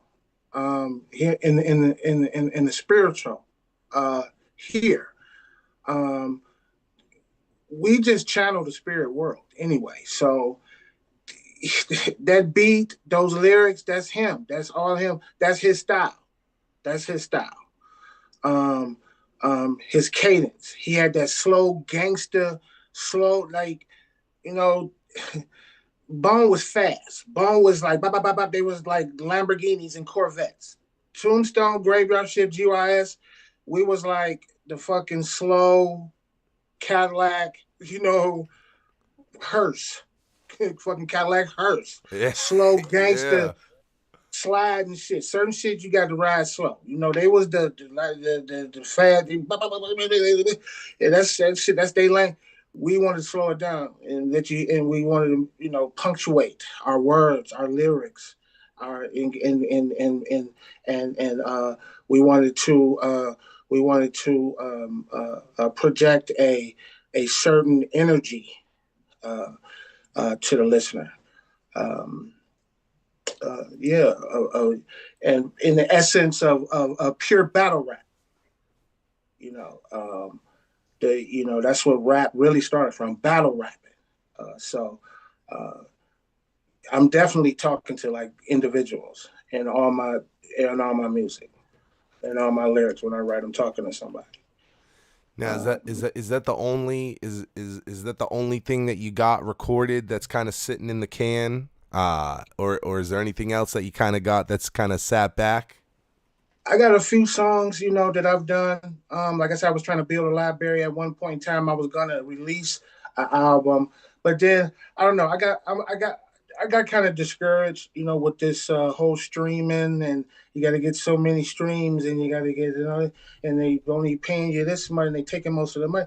You know, I just don't like the business model right now for independent artists. It's a shit game. You know, it's definitely not no longer, the rap game is no longer a major stream of income any longer. It's only can be one of many now, because it's not even.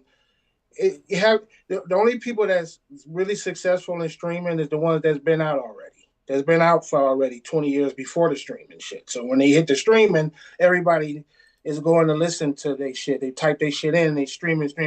So, but the game is not the same. When you could just press up a bunch of copies and sell them out the trunk, put them in the stores, go do some shows, pass by. It's not like that no more. It's streaming. Spotify, it's Apple Music, it's fucking all this shit. And they taking all the money. You got to get so many streams to get this. And you know how it is streaming out with the YouTube shit. You got to get so much. Oh, That's why you move into to Patreon. You shit, because the game ain't sweet no more. It probably never was really sweet. You got to make, but it's not worth my time. I always say the internet I'm at an age where I'm at an age where now my time is worth more than money because you can't get time back, but you can always make money. So some has to be enormously worth my time because my time is precious. I'm not here. I'm not going to be here forever. So if I'm going to do something, and I just don't see where the money can possibly come from doing music.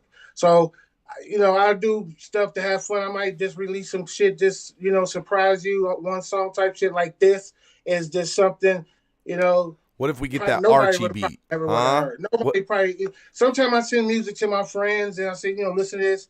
But I'm very, I don't know, as a business thing, trying to make some money. I'd rather go get a job. 100. You can make more money. I'd rather go get me a job, bro, and have a side hustle and do something, man. Shit, man. That rap shit is dead. Nas told y'all niggas hip hop is dead. He didn't say the lyrics and the creativity. What you think he was talking about? He's talking about the business. It's over with. Okay? He said this, 10 years? Y'all know Nas a prophet. Said it 20-some years. He told y'all this shit was dead. And he wasn't lying. Mm-hmm. And AI is coming too. So there's going to be a lot of other shit dying too once them robots get in here. So I always say as much of a blessing as like the internet, was, it also blessing and a curse, double-edged sword. Big curse. And I say one of the worst things that it did was, there was a point where we were on the edge of our seat for a classic record, right? You only had that magazine, so we would stay watching The Source or Double XL, and you would see the advertisements for a record come in, and you would know, but there wasn't really no way to hear it. The only way you would hear it is if something leaked to the radio, and then you would go out, you would get your copy, and you might be able to ride off that album for a year or so. But now people expect their favorite artist that, they better have a new song every month or they're going to lose relevancy. And you can't have a classic album anymore. Yeah, it's the microwave popcorn generation. They want that shit 2-3 minutes, beep, and it's ready. It's ready to go. You got to give it to them. And I'm just, it's just not worth it as a business, like, again, as a business model, unless you're established already. And yes, unless you're a Taylor Swift, unless you already got your shit was popping before the streaming, before the internet, social media and all that, then yeah, you can, because you can go look at like Eminem. He millions of fucking streams. Yeah, he getting bank. He's got Bone. He got millions and millions of streams. You just now starting out, coming out your basement trying to think you. Nah, bro. If we get that Archie beat though, if we get that Archie beat over to Sin, I mean, we got to get that Sin and Archie song, right? Like, because I told Archie when we had the Too True episode, I said, hey, let's get Sin an Archie beat, man. So. Yeah, I've been always wanting to work with Arch, and he was another, as far as beats is concerned, he was on another level. He was creating his own lane. Just his own. He had his own sauce. He had his own style. But it was still in that realm of that gangster shit. Cause that's what Mo Thug. That's the shit we was doing in the beginning. We was doing that. It was that street shit. It was it was that that real urban type feel, like So that's what he was doing very well. I mean, he was very versatile. He was doing different stuff, and he was and once by the time he hit Mo Thug, he was able to do a lot of things and expand on his creativity. He was doing all kind of beats, different sauces, different mixes, different seasonings, But yeah, Arch, oh God, man, Arch and Tombstone would have got together and played around. Oh yeah, oh man. God. What are you talking about? Yeah.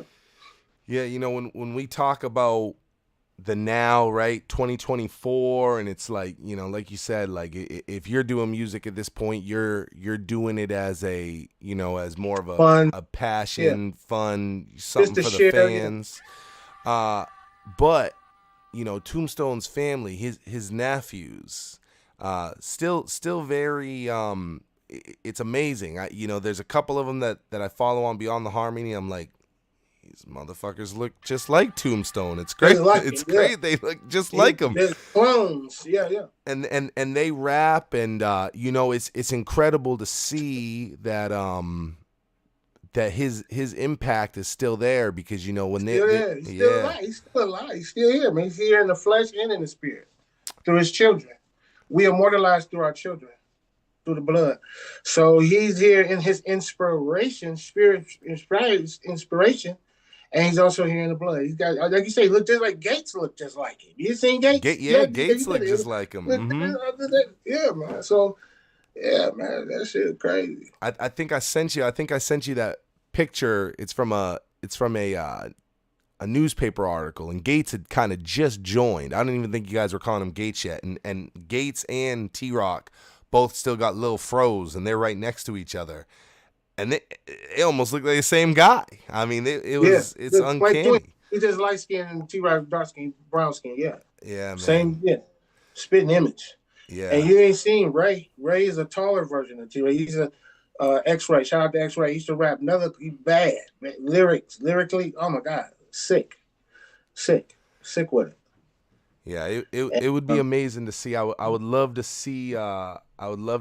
T-Rock's, nephews or whatever do some sort of Sons of the Shifters kind of homage. Yes. Younger generation. Yeah, that would be dope. Let me get a feature. Do that. Let me get a feature on it. I've talked to a couple of them about let's do this. You know me, man. I'll rope everybody in together, and before you know it. So I would love to see that, man. It's beautiful to have you on, for us to release a Sin track. Everybody loved it. Everybody wants us to. Don't worry, guys. We're going to do it as its own upload. I just wanted to do it while he was on here, so we really had an opportunity to talk about it. And we've been figuring out the right time to do this whole season. And this definitely, it seemed like the right time. And hopefully, like I said, we'll see some more Sin music. Even if it's just for the love of the game, the love of the fans. I'm like, who knows? There's still a lot of fans in here. There's still you can't see it now, but I know you'll see it on the replay, and the people, loved it. The people loved it, and it must be amazing to be this disconnected from music, as far as like making it and being active and be able to put something out like that and still have a great response from people. Yeah, it's very unexpected. Like I say, we didn't do a lot of work. We did. Archie's in here, says we're gonna make it happen. Yeah, shout out to Big Arch, man. He says we're gonna make it happen. But yeah, we didn't do a lot of work, so it's shocking to me that we have so much people, so many people. Because like I said, we did Mo Thug 1, Mo Thug 2. I mean, that was it. GYS unofficially released, but so I mean, we didn't do a lot of work, so it's very. It's a surprise to see that so many people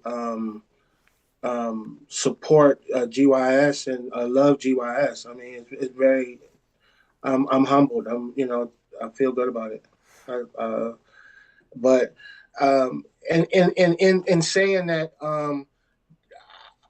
I will in the future, do something, you know what I'm saying? Like I said, I don't want to make a business out of it. I don't want to be involved in all that. Mm-hmm. But I still like to do music, and since I see that it's a lot of people, it's a demand, right? Because I mean, I'm not on social media and all that stuff, so to see that, maybe in the future it may be something. I don't know. I don't know.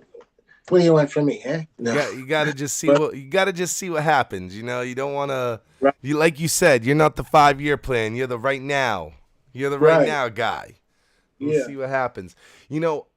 Something that I'll say, and this is just from being a fan, watching many interviews, watching you go through many chapters as a man, getting to interview you 5 years ago, now interviewing you 5 years later. I've watched you go through a lot of motions, a lot of different layers. I've watched you go from being a younger, angry, upset guy. I've watched you go, through the layers of being, paranoid about things and angry at things. And now at this point in the game, I'm enjoying getting to watch you just seem to be at a very peaceful, humbled state. You seem good with everything. You seem at peace with everything over the last 30 years. I mean, is that a fair assessment about you at this point? Yeah, that's spot on. That's spot on. That's a very accurate assessment. I mean, I couldn't have said it better myself. Yeah, my life was very chaotic early on, and you naturally settle after a point. Some people had a very peaceful in the beginning, and they get chaotic later, and that what you. Then you got some people that's very chaotic in the beginning, and then it's kind of like a hurricane, a wild storm, and it kind of fizzle, later on. And that's where I'm at now. I'm just chilling. I mean, my sail. I don't even have my sail up. It's not my sail ain't even catching wind right now. I'm just chilling out in the middle of the ocean, just fishing. But I'm not. I don't even have my sail up, not catching wind. I'm not. I'm just. Yeah, that's me right now. I'm just throwing that rod in, and I'm just sitting there chilling. I'm smoking a doobie, and just enjoying this experience, just enjoying life, man. Yeah, it's enjoyable. It's enjoyable as a fan that, like I said, has got to witness, just your many transitions and your many trials and tribulations. It's enjoyable to sit back now and see you in this place. Especially as somebody that's known you now for the last 5 years, and I've had the blessing to be able to speak to you on and off, record. And yeah, man, you seem like you're at a really great place, and I could see why. yeah.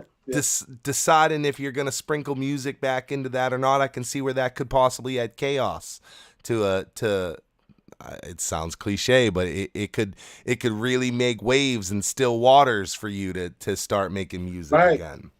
Yeah. I mean, like I say, I still love to do music, and if I have opportunities to go in the studio and do some inspirational collaborations, preferably with my people, like a Archie, like a Tombstone Sun stuff, those opportunities like that, I wouldn't pass up opportunity just to make some cool shit. And what happens after that just happens. But to premeditatedly say, okay, I'm gonna go in here and do an album, and that probably never happened at this point. But spontaneously, if say T-Rock's nephew, Sin, I got a beat, and so you send me an email, shit, and if it's hard, I'm gonna write to it, because that's just me. I'm gonna write to it. I'm gonna smoke one and write some shit to that shit.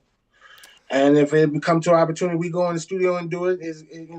So it's kind of like, I don't know. It's weird when you creating stuff.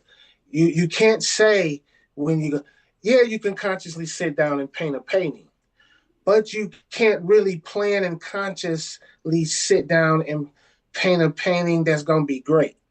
You see what I'm saying? A great paint, yeah, you paint every day, but your greatest painting is going to come spontaneously out of nowhere, and all the elements are going to come together, and it's going to be the best painting of all the paintings you ever painted. You see what I'm saying? So that's how, the same with any form of, when you're creating any type of art or any type of creation, the best of them is going to come unplanned, if that makes sense. That's true. Yeah, man. Hey, that's true, bro. That's, like I said, you're very wise at this point in life, Sin. It's a beautiful thing. There's a bunch of random questions. Everybody's been asking questions. So before I let you go, I'm gonna throw some of these just random questions we've had people asking here, because I've had different things, but a couple different people asked if you know what Crazy was talking about in Clog Up Your Mind when he said Sin flipped again. They want to know if that was based on a specific incident or what that may have been about. Because I'm a psycho, okay. and I go crazy sometimes. Yeah, back when I was young, Um, you know, I can't drink dark liquor. It makes me crazy. And all this time we drinking Hennessy, we drinking dark beers, and hell yeah, I've been flipped off and whooped somebody and don't even know why I whooped them. You know, I man, I was a mess. I was a mess. I was, oh my god, and it was the liquor. Then I found out I couldn't drink fucking clear liquor because that shit had me another kind of stupid. So I just gave up drinking all this, baby. I just turned to a goddamn fool. So I just gave up drinking. I don't say that alcohol shit. That's why they call them spirits. You don't want them spirits. That shit make you go whoop somebody for nothing. You nigga walking down the street, you all hit him in the face, bam, because you drunk. You know, that shit. You know, so that's probably what he was referencing. Because Yeah. drinking, you was drinking. Our resident GYS expert, RC Thugsta, he is one of our behind the scenes guys, and he did a ton of research for this interview. He actually recapped the recap that I sent you, and listened to your interview, the Gates interview, the 101 interview. He went through it all and came up with some questions. And one of the ones that he wanted to know, there's a 2023 interview with Flesh, and he was asked about on For the Love of Money. He says to pick up the 666 Thug, and they asked what that was about because people thought that it may have been some 3-6 Mafia shit. And Flesh said that it was a nickname or possible rap name for you. And we want to know what that's about and why, the nickname, if it was ever your full name, like what's the story behind the 666 Thug Sin story? Yeah, I mean, no cap. Before it was 666 Mafia, I was a 666 Thug. I was a 666 gangster. I was seeing the demon, the 666 gangster, because you know how it was Crazy Bone, and then his AKA was Leatherface. They all had AKA Straight Jacket, and Pete. So my AKA was the 666 gangster, and it was crazy because Busy. He's like, hey dog, you don't love God because the 666 shit, the demon shit I was seeing. I was like, yeah, man. I was like, it's just, I was young at that time. I was rebellious against the church type shit. It was also I'm badass. I'm gonna wear fucking all black and shit. Type shit. I was young. So I dropped the 666 shit and the demon shit and just went with seeing and shit. I'm like, mother don't think I'm Illuminati or something. I just went with seeing. Yeah, I was gonna ask what the actual like where the sin piece came from. I mean, was it just something cool that sounded good, or was there an actual reasoning behind the sin name? Well, I was very religious. I grew up in a very religious household. And so, but I always felt like that rebellion. I was always rebellious against God type shit, and the church, not going to church, or, to me that was my little mischievous rebellion stuff. And the name sin described, according to the religion, that I grew up in, sin, we all sinners, right? So that's just me identifying with at that time, a theology that I followed, but in a rebellious way. I was screwed up on that religion. I don't want to get into it, but religion fucked me up. It fucked me up. It really did. It fucked me up. But when I was young, I was rebellious against religion, and so me identifying as sin. Okay, if I'm a sinner, then yeah, I'm gonna be that. That's what I'm gonna. If you're gonna keep telling me I ain't shit, then I'm gonna be not shit. Then you know what I'm saying? Like, okay, I'm a sinner. That's just all the best I'm gonna be. I'm born a sinner. I'm born nothing, and I deserve to be punished and tortured. Then goddamn fuck it. Then I'm about shit. Then fuck it. Then I'm about to get drunk as fucking swing on somebody walking down the fucking sidewalk for nothing. I'm gonna fucking shoot a gun. I'm gonna sell drugs. If I ain't shit, and it ain't, and I'm unredeemable, then at that time as a kid, I'm just going. Right now, I'm different. But as a kid, that's what my mindset was. I don't want to get. I was about to start going to a rant. Unhinged. uh, But, Something but that you know. 101 had told us about, and actually we also found this out in an article. You know, I'd been releasing all those articles that the team had been finding, was about the Scarface Agora Theater concert in '94. And this is like somewhere between Creepin' and Eternal coming out, and you guys opened for Scarface at the Agora. And I was just curious what the lineup, if you remember the lineup, if you remember that show, and any of the, like, what the songs might have been at that time.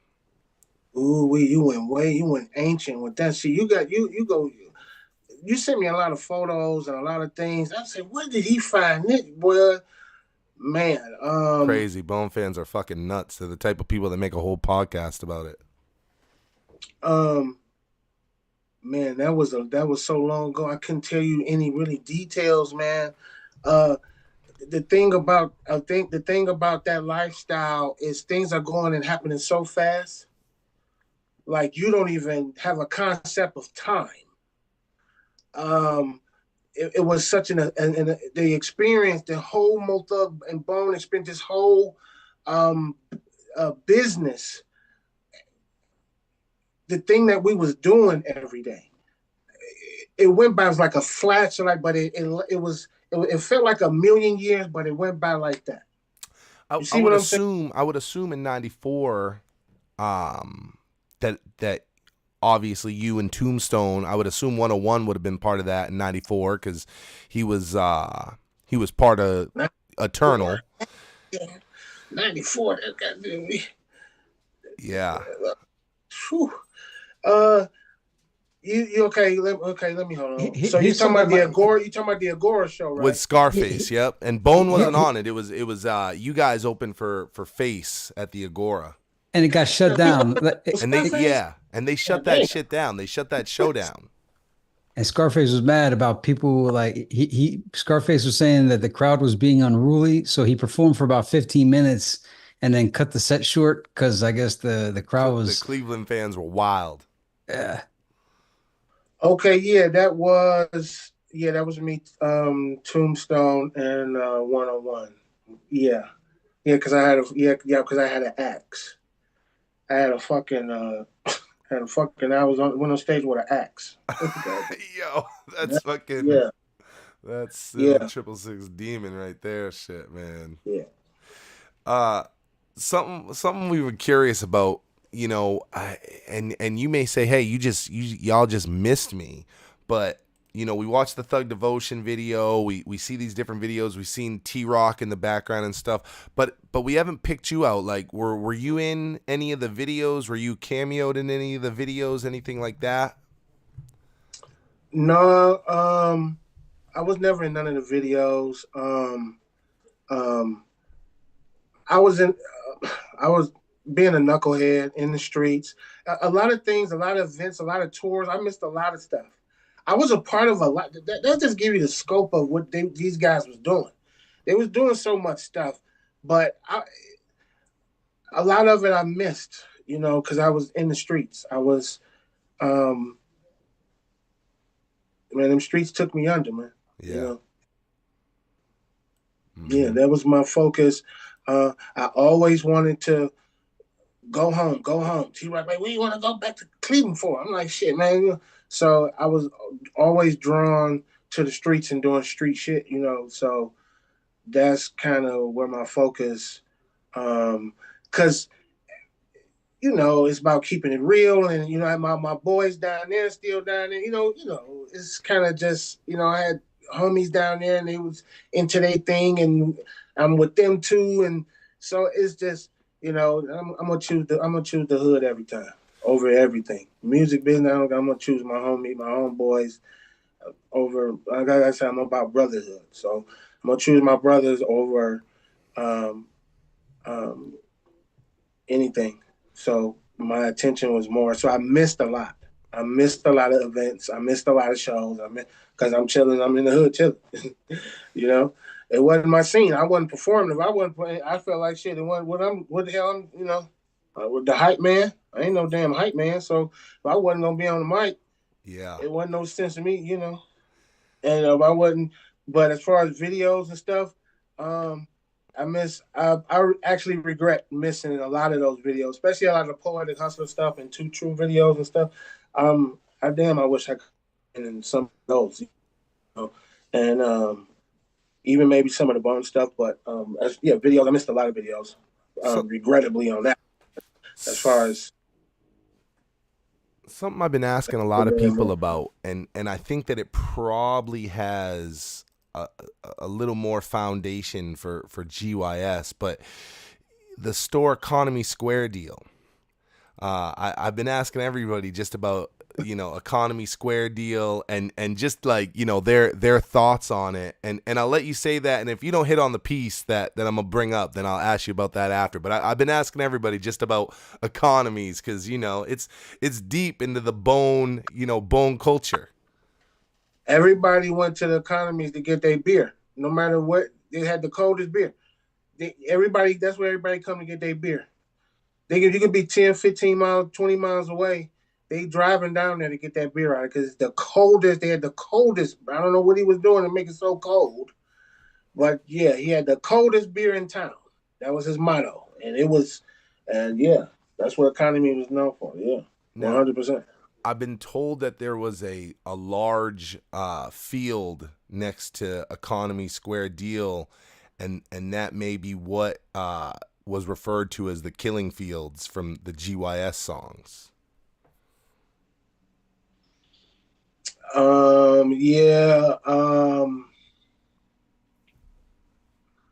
It's a little bit of a story behind that field. That might be another. You ain't got to get into the story. I just want to know if that was if that field did play like the connection to GYS like that. Yeah, no doubt. Mm-hmm. Yeah, I ask everybody ever since we started to make like the economy square deal connection. It's like we got to ask everybody, and it's so funny because everybody, and I mean everybody, says, "Yeah, man, that's the coldest beer in Cleveland right there." Like everybody says that shit. Yeah. St. Clair was very rough back in the day. Yeah, that's why we called it the Wasteland, St. Clair Wasteland. It was rough. If you survived those times, man, it was crazy, violent. It was crazy. You talked about meeting Eazy-E, and we're just curious, did you ever meet Jerry at all?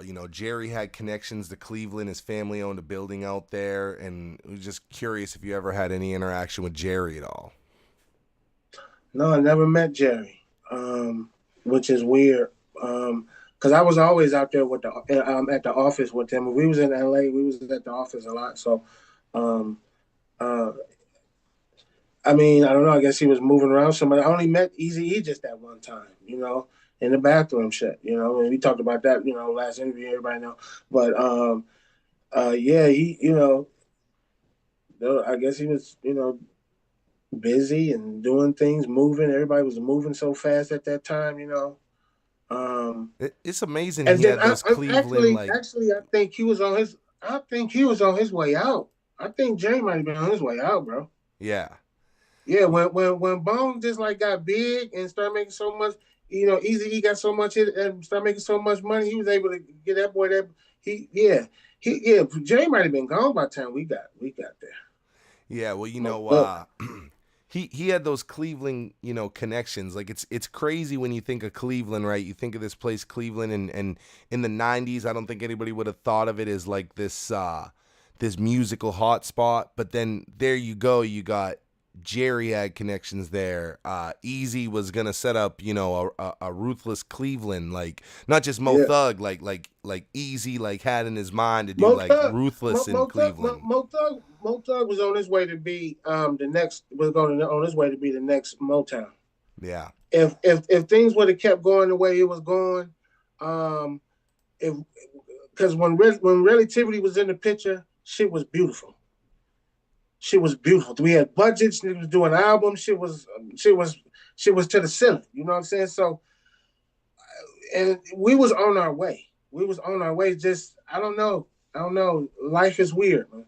But we had all the ingredients, all the potential, everything we needed as Mo Thug as a label to be man, we the next No Limit or something. We're gonna be bigger than we astronomical. And it's just shame that certain things, certain elements manifested to make that not a possibility. You know, no longer a possibility. So I mean, but we was definitely on our way full throttle.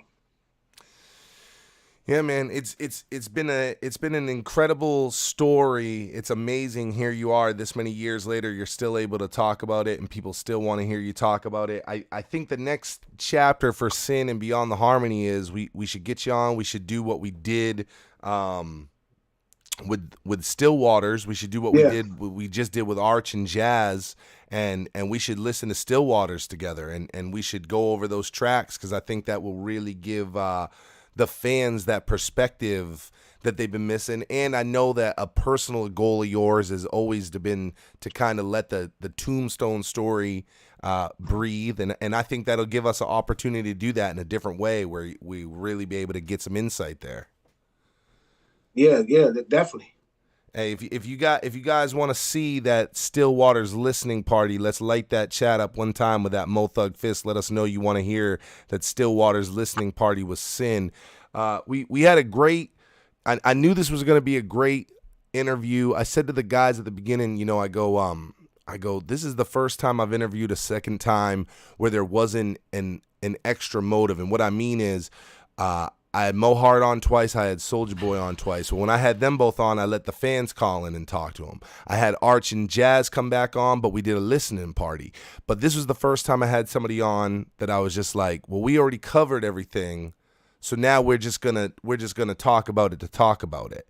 And it was exceptional. It was a great experience for me. But with everything we covered, I want to make sure, was there anything that we didn't cover that you want to make sure the fans know about before we do the listening party in the future? No, I mean, we covered so much. I mean, this the second time I was here. Like I said, we had a very short, GYS, like our career was so short-lived, you know, unfortunately. And so, we covered so much in this interview, I think in the last interview, as far as like the origin story and the aftermath of all that, which is very tragic. I mean, GYS could have been more as far as even after T-Rock's passing. You know, because I feel like that the album should have still came out. You know, even you know, I couldn't understand why he didn't put the album out, even though he passed. I mean, because you know, you could put, you know, with all this video technology we had, you could have did like, you know, in some images or something. I don't know. When it looked like it was going to come out, you know, when Mo Thugs 2 came out, right? But by the time Mo Thugs 2 came out, Tombstone had passed. There's a tribute to Tombstone in Mo Thugs 2 under the CD. But you know, on the inside cover, when it lists the albums coming soon, it says that Graveyard Shift is coming soon. There was even an ad. RC Thugs is in here. He'll be able to tell me exactly which magazine, but there was even an ad in one of the magazines that was y'all in the water, in them Still Waters, and it said Still Waters was coming soon, and it said R.I.P. Tombstone in it. So it was like, even after he had passed, it looked like Mo Thug Relativity still, the intention was still there. That was my, you know, that's what I thought too. I didn't see no reason why it shouldn't have came out. Like, yeah, he passed, but and that would have actually, a tragedy would have actually been also a blessing as well. You know what I'm saying? Because this is his last work. I'm so glad that it did come out. I'm glad that everybody had the opportunity to hear what he could do. And, you know,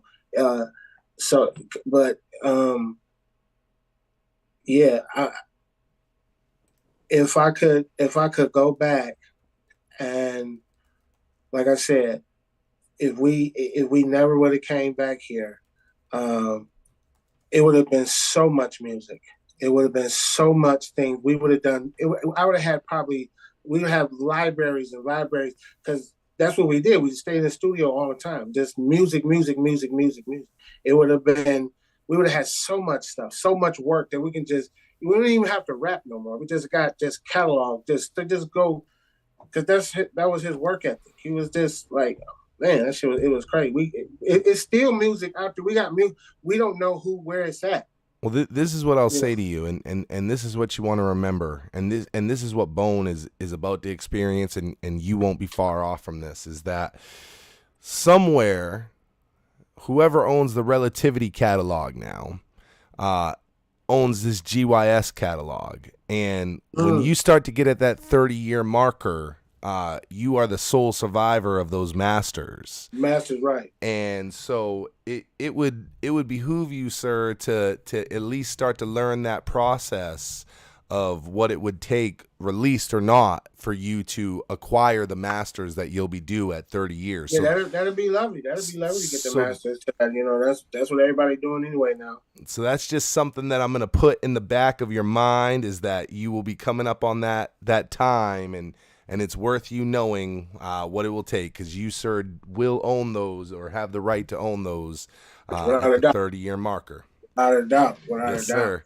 Sin, it's been a pleasure, brother. We'll get together. We'll figure out. We'll do this Stillwater's listening party. The fans definitely, when you watch the replay, you'll see the fans want to see it.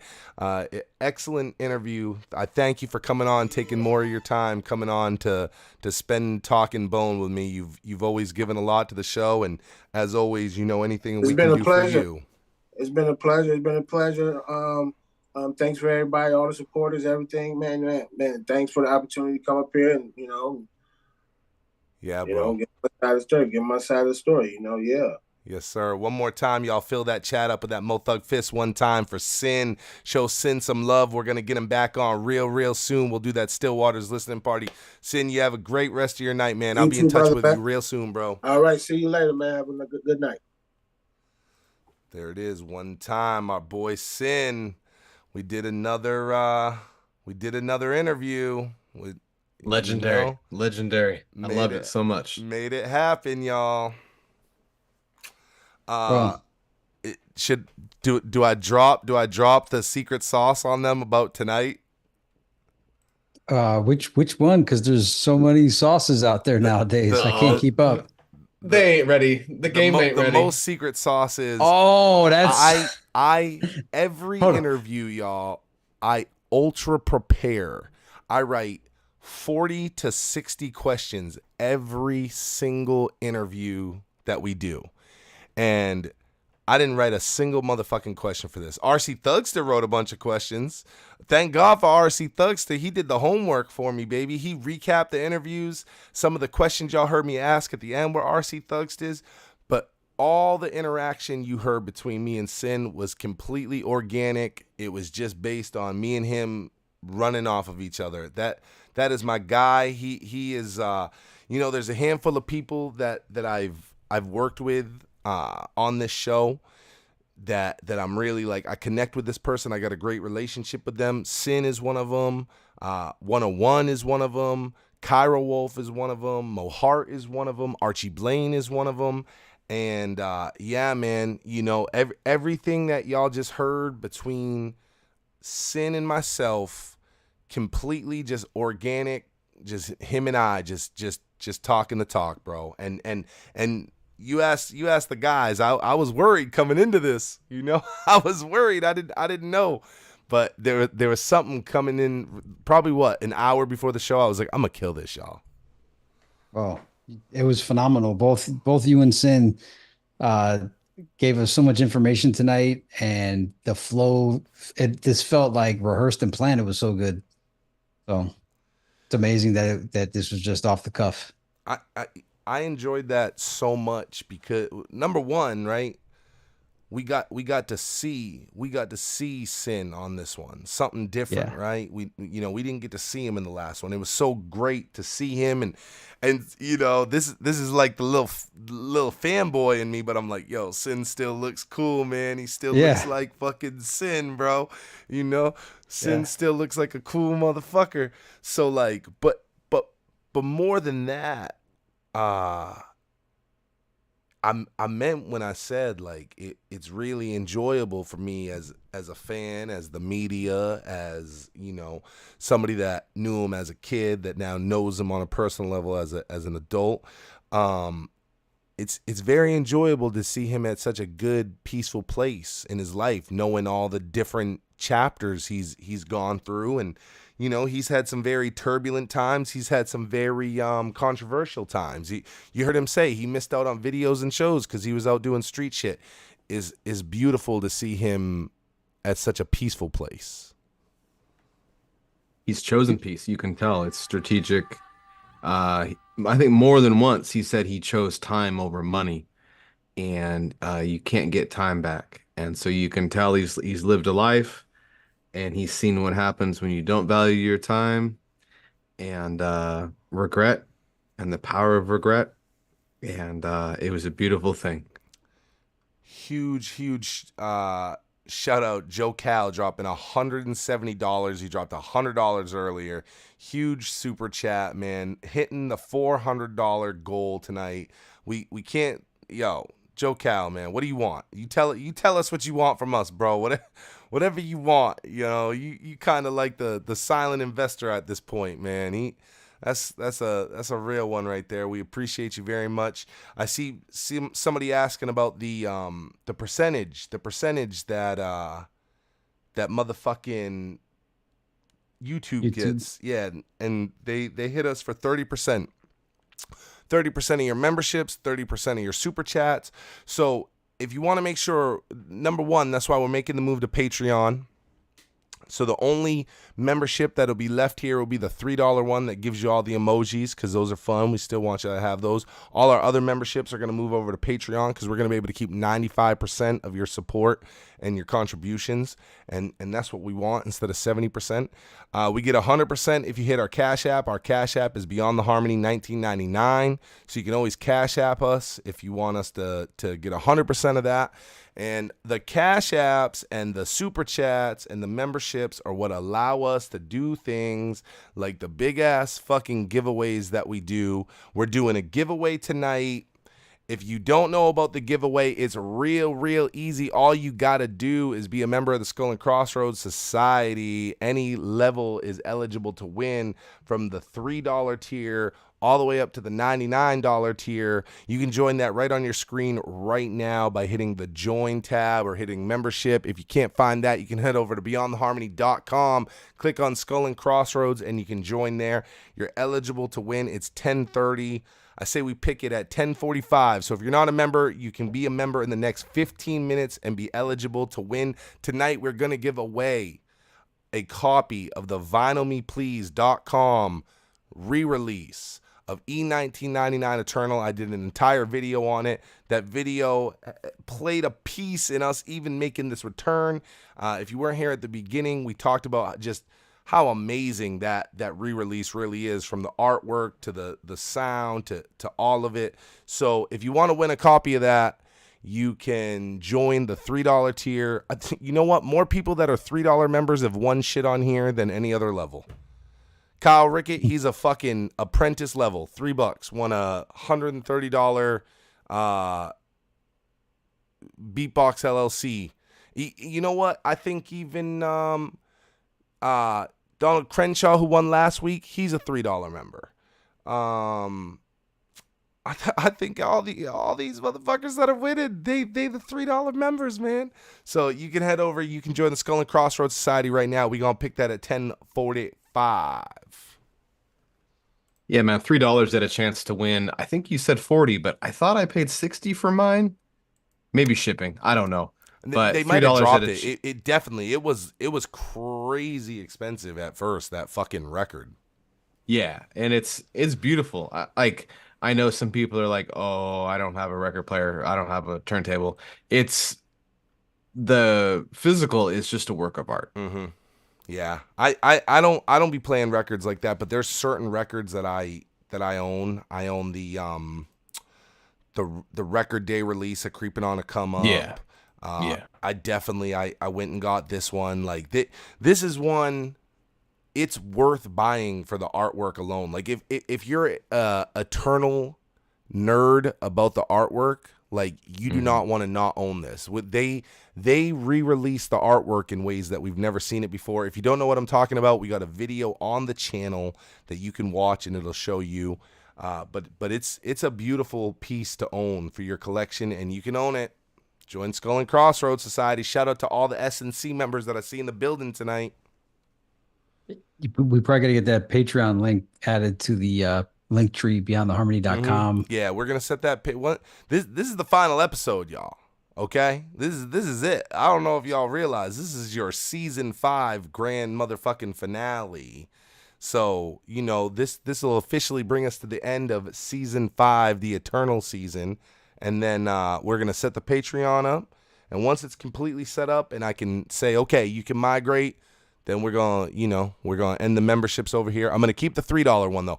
All the Patreon memberships will be $3 less so that you can be a member there and be a member here, because I don't want y'all to lose out on your emoji benefits. And I encourage everybody, I hate that I'm about to say this, but I encourage everybody to downgrade to the $3 membership so that I don't, so you don't lose out on your emojis, and everybody's got that cool B by their name. What's been really cool is seeing all the people with the different colors showing how long they've been members.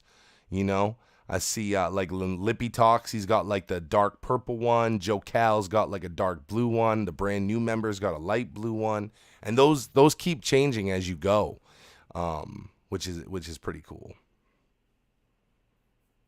Indeed. And I'm sure we'll figure this out. We'll still have our giveaways. I guess we'll figure out how to incorporate Patreon into the. Okay. Yeah. We'll just take our Patreon members and add them to the same motherfucking.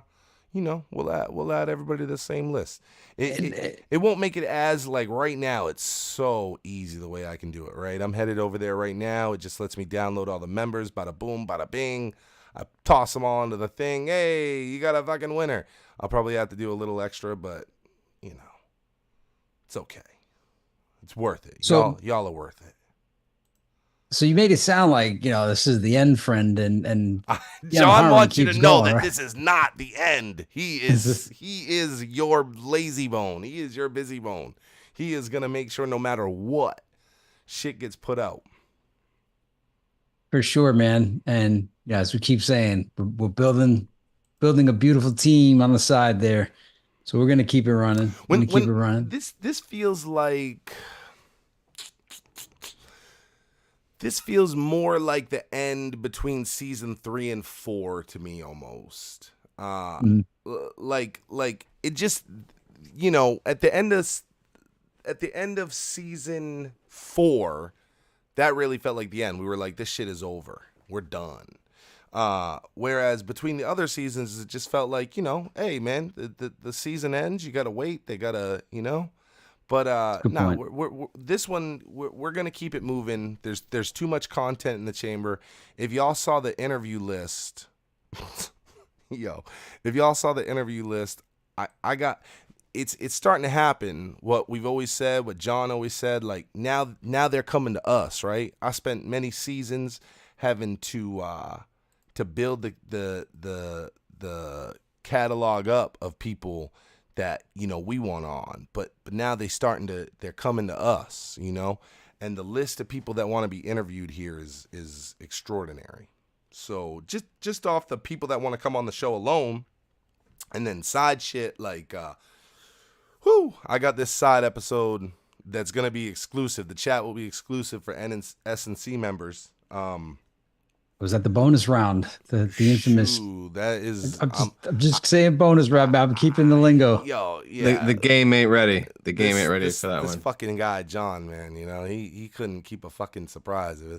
Hey, what's the bar? I keep people on the seat. There's a bonus round. I mean, Thug 2. I am video. I am working. I really am working on trying to bring that all together. There's a couple pieces that are still not quite fitting the puzzle, but the moment it can happen, yeah, it's gonna happen, and that's just one of many things. Like we really we've cooked up a lot of great ideas, I think, that are gonna keep this going.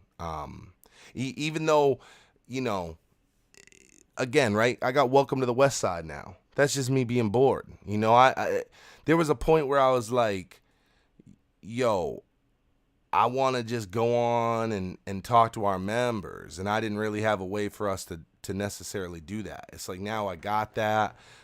So we got a lot of different things that we're gonna be doing until we jump into whatever season There's 6 looks like.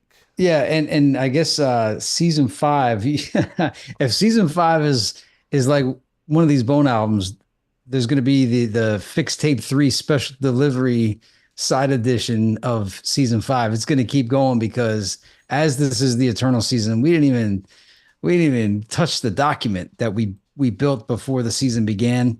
There's so much that was supposed to happen as part of this season that's still going to happen, whether it's the off season or whatever. Hey, if this was the Eternal, you Yeah. know, before Art of War happened, Mo Thug happened, baby. You know. Mhm. For sure. I think it bears repeating also, we have to call it seasons because of the enormous workload to organize, schedule, and find and track down or receive field requests to be on the show, in addition to somehow fitting it into our lives. You know, it's a lot. Yeah, it's a lot. I know we say it a lot on the show, but it's like it's a lot, man. You know, just trying to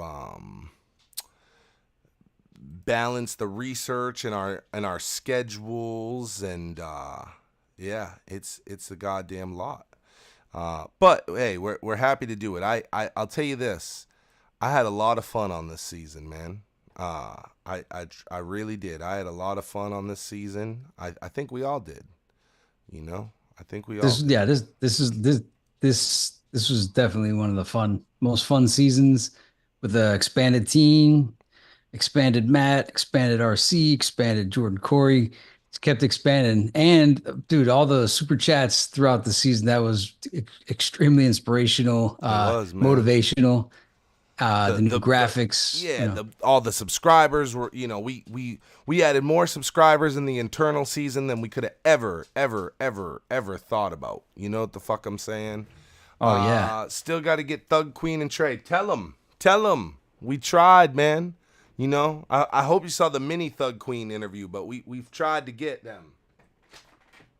So yeah. Skeleton Melodies. There's about a 20-minute Thug Queen interview. I'm not sure which section you can find it, but it's there somewhere. Yeah, it's well, if you go under season 5, under the season 4 playlist rather, it's there. And that'll lead to what I'm about to say, which is a lot of times people are like, you got to get so and so, you got to get so and so.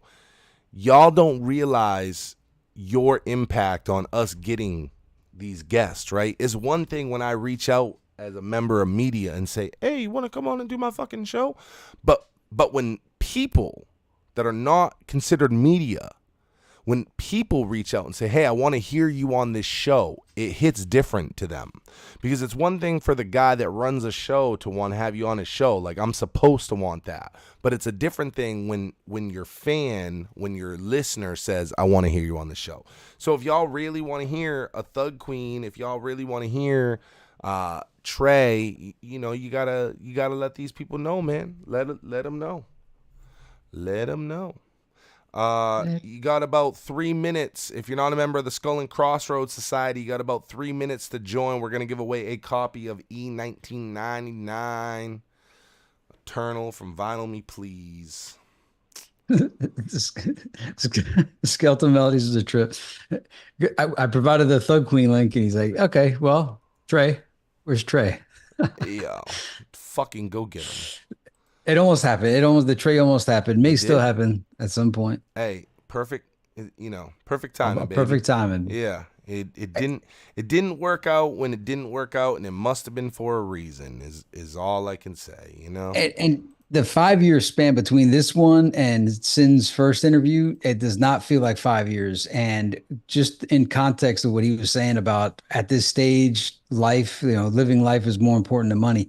It's like I just blinked my eyes, 5 years gone by. I felt like it was like a year and a half ago, not 5 years ago. It's bananas that it was that long. It's bananas that this show's been going for 6 years. That too seems like 2 years ago. So time's flying, man. And it reminds me that there was this lady I used to work with.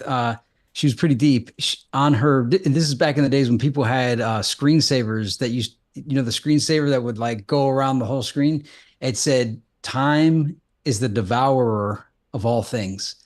And ever since I saw that, like every time I see a clock, I'm just like, man, time is being devoured. Time is the devourer of all things. I don't know if that's a famous quote from a movie or a book, but keep that in mind in respect to what Sin was talking about. Even though time is money, money is time. Can't get it back. Most precious commodity. Once it's gone, man, it's gone. Kind of like dropping your wallet into a volcano. He was really kicking the knowledge tonight. Yep.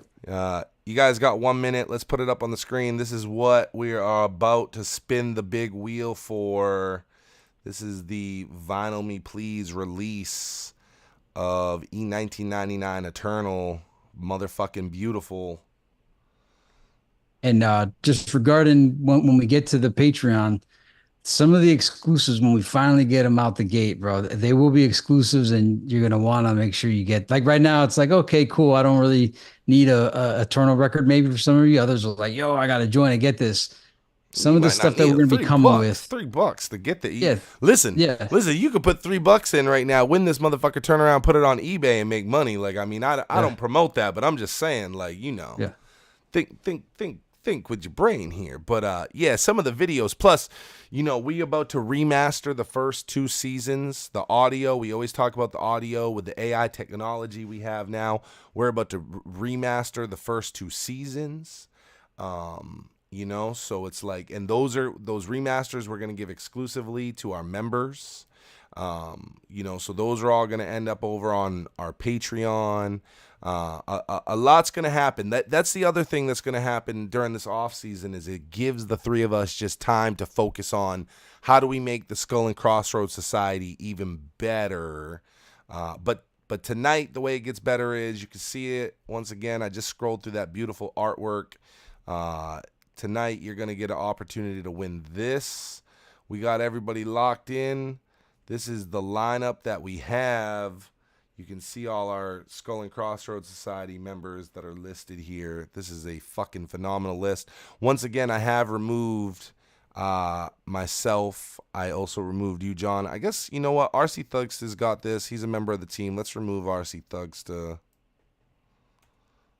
We'll take the Thugsta out.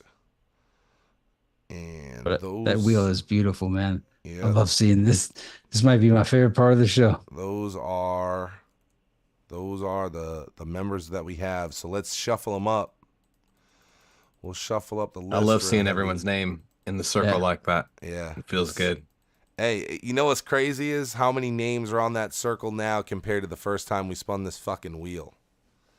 There's like, wow. There's like 12 names. If you go back and look at the Beatbox LLC giveaway, the amount of names on that list now is much, much bigger.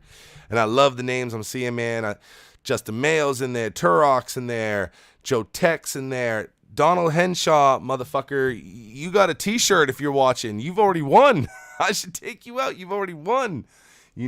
Shout out to BZN Creative, who's helped with so much artwork during the Too True segment. He helped with that. He's actually going to be helping with one of the projects I have coming up. Joe Cal, major, probably the leading contributor financially, So many great names on here. I saw Cold Blooded on there, man. Kyle Rickett is on there. This is beautiful. Let's by the way, let me also give it, before you run that wheel, here's some of the names that did super chats that I wrote down. Turok, Joe Cal, 84, It's a Crazy Life, Skeletal Melodies, Jeremiah Williams, and Cray. If you did a super chat I didn't mention, you drop your name, I'll give you a shout out. But thank you for everybody doing the super chats. Oh man, look, RC Thugsta said remove me too, bro. So him and I were on the same page. What a good guy that RC Thugsta. RC Thugsta, I hope that this Sin interview, I tried to squeeze in as many of your questions. You did all the hard work. I just got to sit here and, you know, RC Thugsta threw me all the alley-oops. I just got to lay down fucking slam dunks all night. So shout out to fucking RC Thugsta, man. I hope it was everything you wanted it to be, bro. All right. You think it's time? It's about I that think time.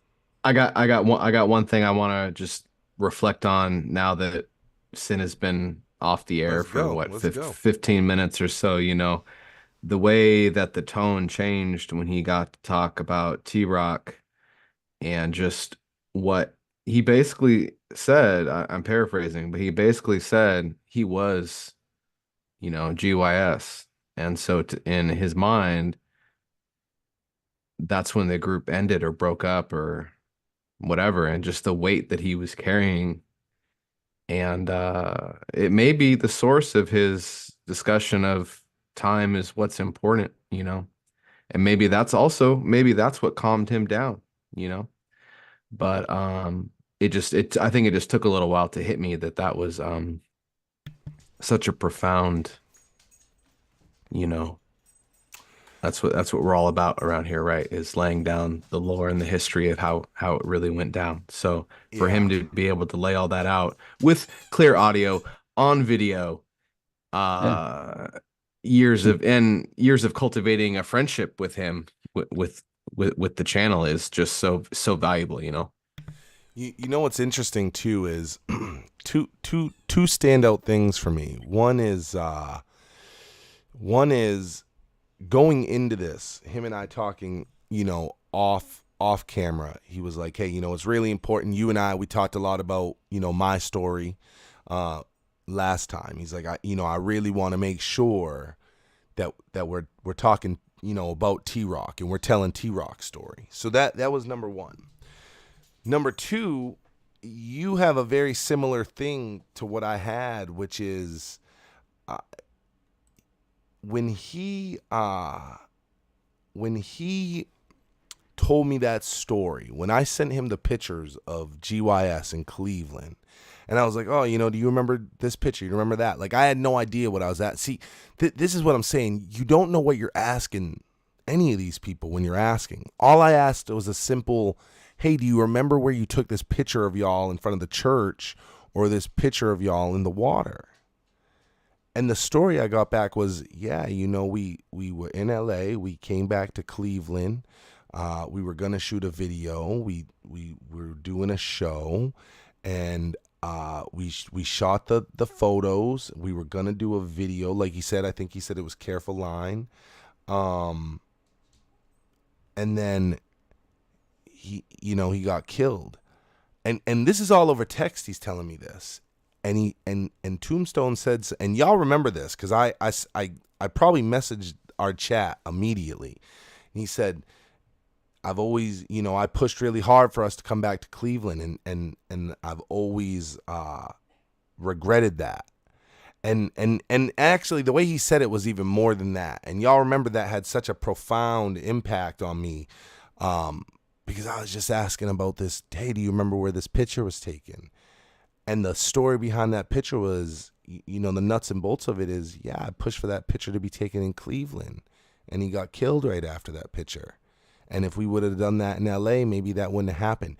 And, you know, to know that he had to sit in his life, you know, with that weight on his chest, I mean, that hit me hard. You know, so I couldn't imagine being him. So that's why, for me personally, in my position, that's why it was so good for me to get to see and interact with him here, and get to see him and see him at peace and happy, and you know, when I was saying, hey, make music, like, you know, the light bulb went off. Like, he may not be able to make a bunch of music because he's at such peace, and this music shit brought a lot of chaos to his life. And this interview for me, it helped me because that story, y'all know that story, hearing that story before tonight, when I heard it on my own, on my own accord, it really sat with me. And so I was happy to hear and see him in the place that he was in during this interview. Yeah, man.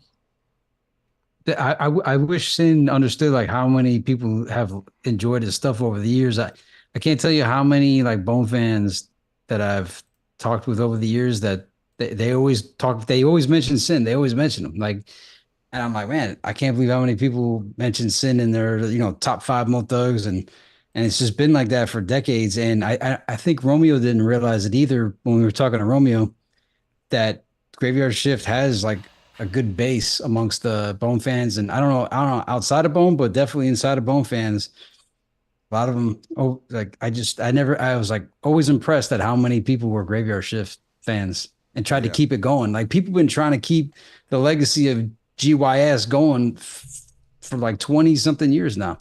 Mm-hmm. Yeah, and there's like, to keep the idea of like, let's get all 5 Bone members to make an album together. Like that hope at least is plausible and realistic and possible to happen. Whereas, Graveyard Shift, you can't bring them back. Right. But it seems that people are like, hey, I'll take a Sin album, I'll have Sin song, Sin album. And it's almost like, yo, we would have been supporting you, Sin, all these years. We want to hear your stuff. So I hope he knows that. And how did it feel getting to drop a Sin track on him? And it was the closest thing to GYS that anybody's got. There's been some Sin verses and some, but like that was like as close to GYS as motherfuckers have got since Stillwaters. It made me realize the value of listening parties. Going into this season, we're like, listening parties. Everybody does that on YouTube. But then we did the Lazy Bone one, and it made that Lazy album seem amazing when we were all experiencing it together. When we did Too True, it's like reliving this album, but it seemed different. Like everything seemed different. And then hearing the Sin song, we've had the Sin song for years, and we've even listened to it, in December and January, planning for this. But then hearing it with Sin live, dog, like the song came to life. Like everything made sense, especially in the midst of the interview. So now your mindset's in the mind frame of Sin. Play the song, and just like everything became clear. It was the right move to do it during this interview. We've been figuring out when we were going to do it, and it was like, oh, we'll do it the week before, and then I was like, nah, that don't seem right because that's Ken Dog week. And then it was like, okay, we'll do it directly after his interview because people will be invested in it. And then it was like, why the fuck are we waiting until directly after? Why aren't we doing it when he's on there? So us playing it to y'all on the interview, that was literally like a hour before the show audible that was called. Yeah. We were going to drop that tomorrow. And we're still going to drop it as its own thing. But that was like a hour before the show audible to decide to do that. Yeah.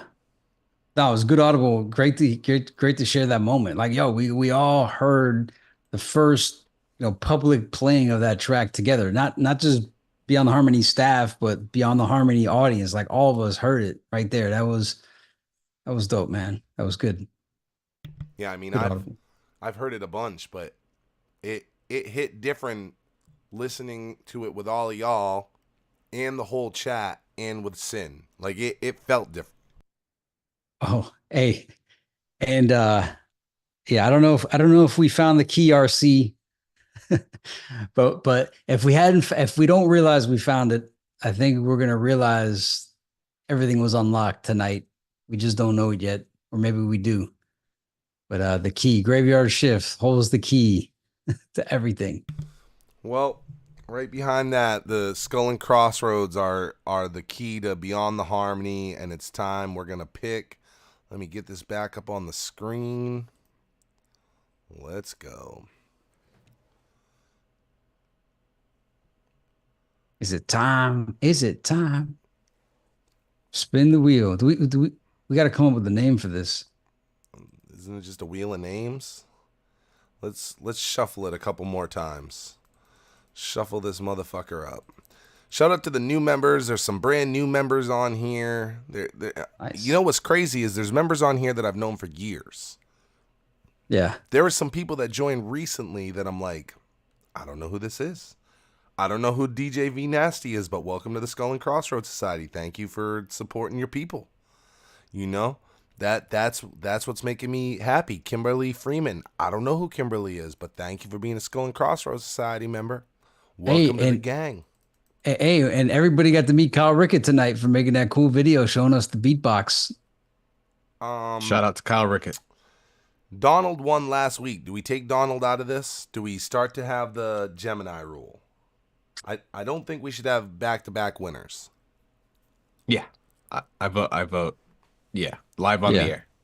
Okay, John. Yeah, that's fine. Sorry, Donald, but you already won something, Donald. If you're watching this, you've already won something. BeyondTheHarmony99 at gmail.com. Email me and claim your winnings, Donald. No, that's a good problem. Okay. Donald's out. One more shuffle. Here we go. Big spin. Dun, dun, dun, dun, dun, dun. So funny, I get to see the winner before y'all because it hits the screen, obviously, a few seconds after. There we go. Now it's spinning. Okay. Oh, look at it go. Look at that thing spin. Oh, this is amazing, bro. Look at that thing spin. I don't know who you are, William East 1999. I don't know who you are. I don't know if I've ever seen you in the fucking chat. A second week in a row with someone that I don't know who this is, but William East 1999, you just won yourself a copy of the vinylmeplease.com E1999 Eternal vinyl re-release. All you got to do is email us beyondtheharmony99 at gmail.com. All you got to do is email us, send us a DM on Instagram, send us a DM on Facebook, however. But William East 1999, you just won. Just email us, DM us, shoot us your address. It's that fucking easy. That's it. You shoot us your address, and we send you your winnings. So shout out to William for winning. Shout out to Donald last week. I hope all y'all hit us up. Just like we used to do, man. If Donald, if you don't hit me in another week, you got one more week, Donald, and then I'm gonna respin your shit, and it's gonna go to someone new. William, I think 2 weeks. 2 weeks is good, right? Yeah. He's been a week, so he's got another week. If we don't hear from you by next week, then we're gonna respin Donald's shirt. William, you got 2 weeks, William, to claim your prize. So that's what it is. Shout out to William East 1999. There was somebody way back in season 1 that won something, and Mark said, "Could a more fitting name have won this prize?" Fuck no, bro. That You is, are right, that is Mark. true. If to conclude the Eternal season 5, somebody won in season 1, and I don't know if they reclaimed their prize. Do we still have an unclaimed winner from season 1? We repicked or whatever. Okay. And didn't we have like a Harmony House chain at one point, like some kind of, and it was like something amazing. I would have thought. Yeah. We gave away a beautiful Harmony House chain. I gave away. Remember that? I Faces remember the of video Death. for it. Yeah, I took it in my weed grow. Yeah, Yeah, I remember that. And what was the Faces of Death specifically? Which version was it? I think it was just a sealed copy of like a 95 yellow. By the way, during the show, Papa Frito from Underground Dwellers had texted me, and I said, "Hey man, we're live with Sin from Mo Thugs," and he goes, "Hey, you guys ever interview?" Actually, no, I think he thought Sin was on Faces of Death album, and he goes, "Hey, why don't you ask him about the name, the Faces of Death name? You know that we were going to name our album that until that Faces of Death album came out." So that was. The third album, the third Underground Dweller album, we were going to call it Faces of Death, and then Faces of Death came out, and we changed the name. But that's the first thing he asked. That's the comedy of it. Andy, you have a good night. S&C member Andy in the building. Andy with a bunch of numbers. Oh yeah, Andy with all the numbers. All right, Andy with Andy. all the numbers. Thanks for joining. Yeah, man. Hey, that's what we got. It was great. I mean, I think we nailed it. I can't believe I freestyled my way through that motherfucking interview right there. Yeah, bro, and I'm so glad we got Sin on camera. The glasses were awesome. The hat was awesome. The shirt was awesome. That's the best thing is how cool he still Yeah. looks. Sin was blinging, bro. He was looking sharp as hell, man. That was awesome. You know what's real amazing is that the album cover that I created for the single, like how on point that was. Yeah. You know? Do you have that? Are you able to put that on screen? Because I always like that picture. That Yeah, let me look where it is, and then I'm sure I can. George Ramirez in the building with the Nexus events. Well, had a great chat with George last week. He actually had a question. I don't know if we got to it. It's too late now. Let me see what he had asked. I think we might have covered it in the episode here. Let's see. So he said, "Oh no, we didn't. No, George, we didn't cover your question. It probably didn't need to. It was a different kind of interview tonight." But yeah, hey, thanks, Justin Mayo. Yeah, bro, we're loving the show just as much as you're loving it. I'm amazed every week with what Cecil puts together, man. I'm just here, just like you guys, enjoying the show. I'm looking. So if I'm silent, it's because I'm looking for this Sin cover that I created for the Akron song that we heard tonight. Yeah, Archon. Yeah, Archon. Has any? Oh, here's one for Cold Blooded if he's still out there.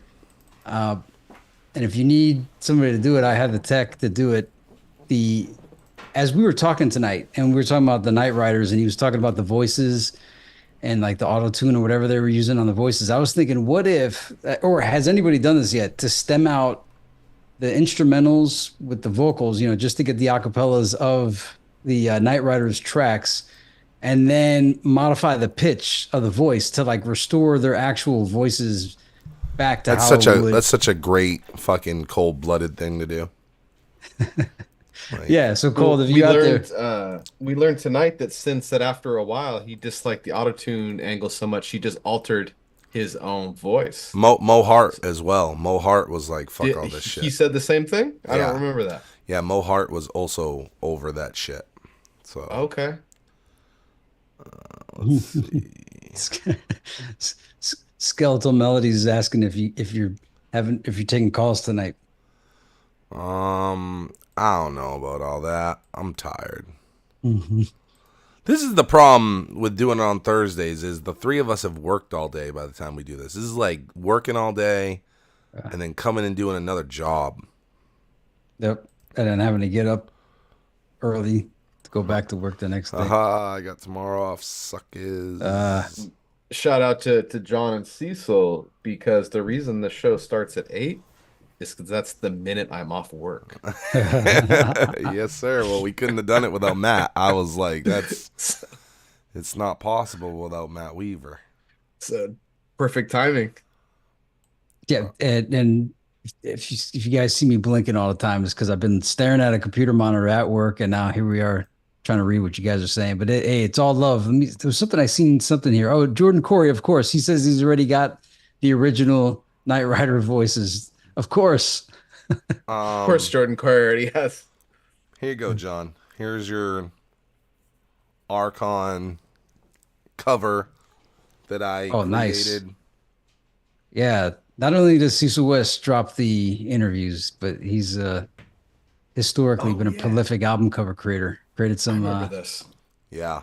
Look at that, bro. The rings, man. What's the meaning of Archon? Did you guys tell me already and I forget? Nah, that was a great question to fucking ask. We got just going on the historical, piece of the music and we didn't even ask. You know what? I don't even know if I said the title when we dropped it during the show.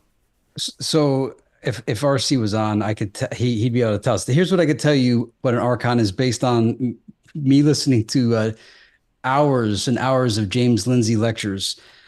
I'm not speaking authoritatively on this, but I think Archon relates to the Gnostic version of Christianity. So it's part of Gnosticism, which to Gnostics, hey, it's just Christianity, but to other people, they may think Gnostics are the heretics, and that fits with what Sin was talking about with being the 666 thug.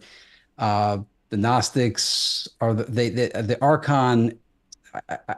This is a bad understanding, but they think that like it's kind of like the Matrix, that we're in this illusion that there's this evil creator, or this not an evil creator, but like a guy that's controlling our lives, and we're locked into this lie. We're living in this lie. We're living in the Matrix, and those with the gnosis are the only ones that know the secret, and through them you could become free. So like think of Morpheus when he was like, all I offer you, Neo, is the truth.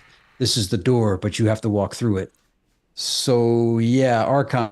Let's see. Each of the 9 chief magistrates in ancient Athens. Okay, that's one of the. What does archon mean? Ruler. Romanized archon is a Greek word that means ruler, frequently used as the title of a specific public office. Who are the 7 archons in the Bible? Ial, Zacchaeus, Seth, David, Elohim, Elios, and Yaldabaoth. Well, I That's didn't from have any Google. of that. All I had was, how do I make fucking Sin look cool here?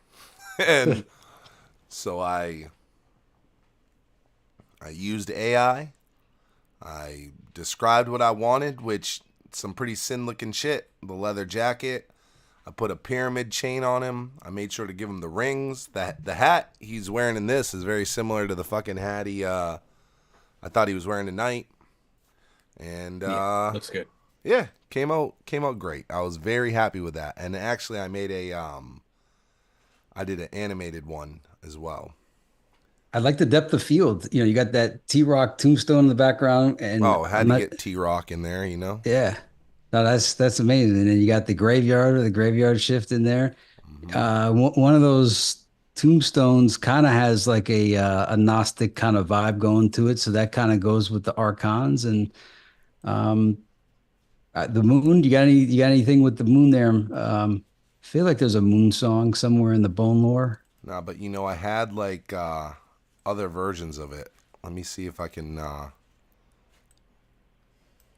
let me see. I love the all-seeing eye. Like that charm is dope. That's I can't believe you got all that in there. I'm right In now. the background there, Yeah. it might even be the killing fields. me, Definitely. me and AI. Definitely got the rule of 3 going on too, with the foreground, middle ground, and background. Yeah, me and AI got real fucking close, you know. Is there any special Cecil West hidden messages buried beneath the layers, as always? Well, much like Julio would tell me, I would never tell you if there was. Yes. Here's one of the other ones I did. This was almost the cover.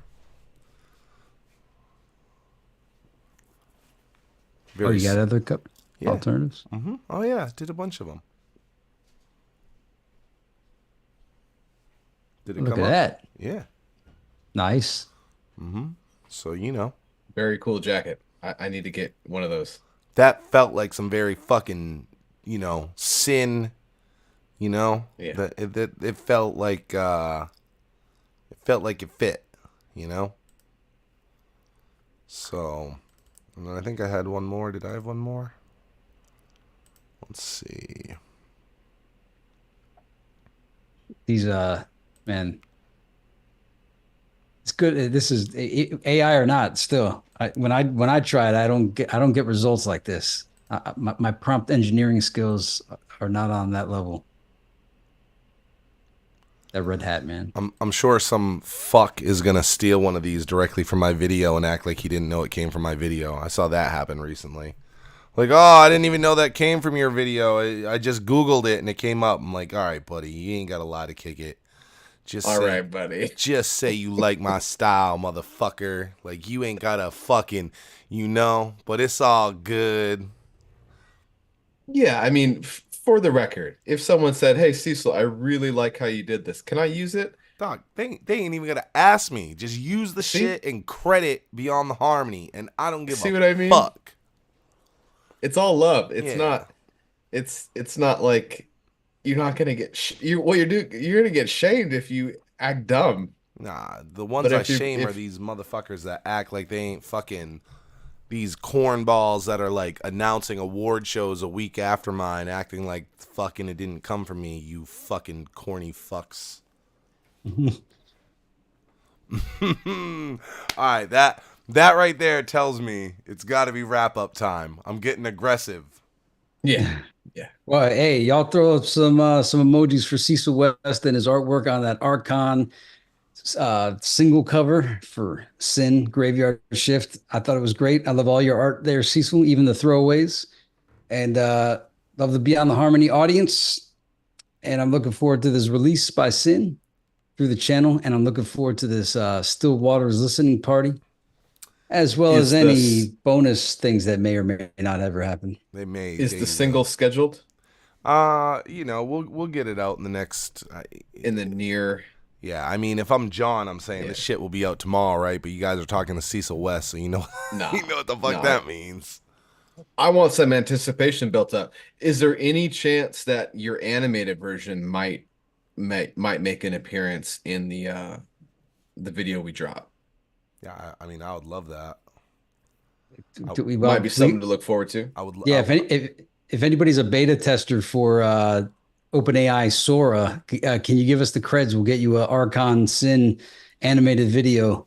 We need that Sora access badly. You can imagine if that's what we spent it on. That's what we need cold-blooded to do. Yeah, cold-blooded.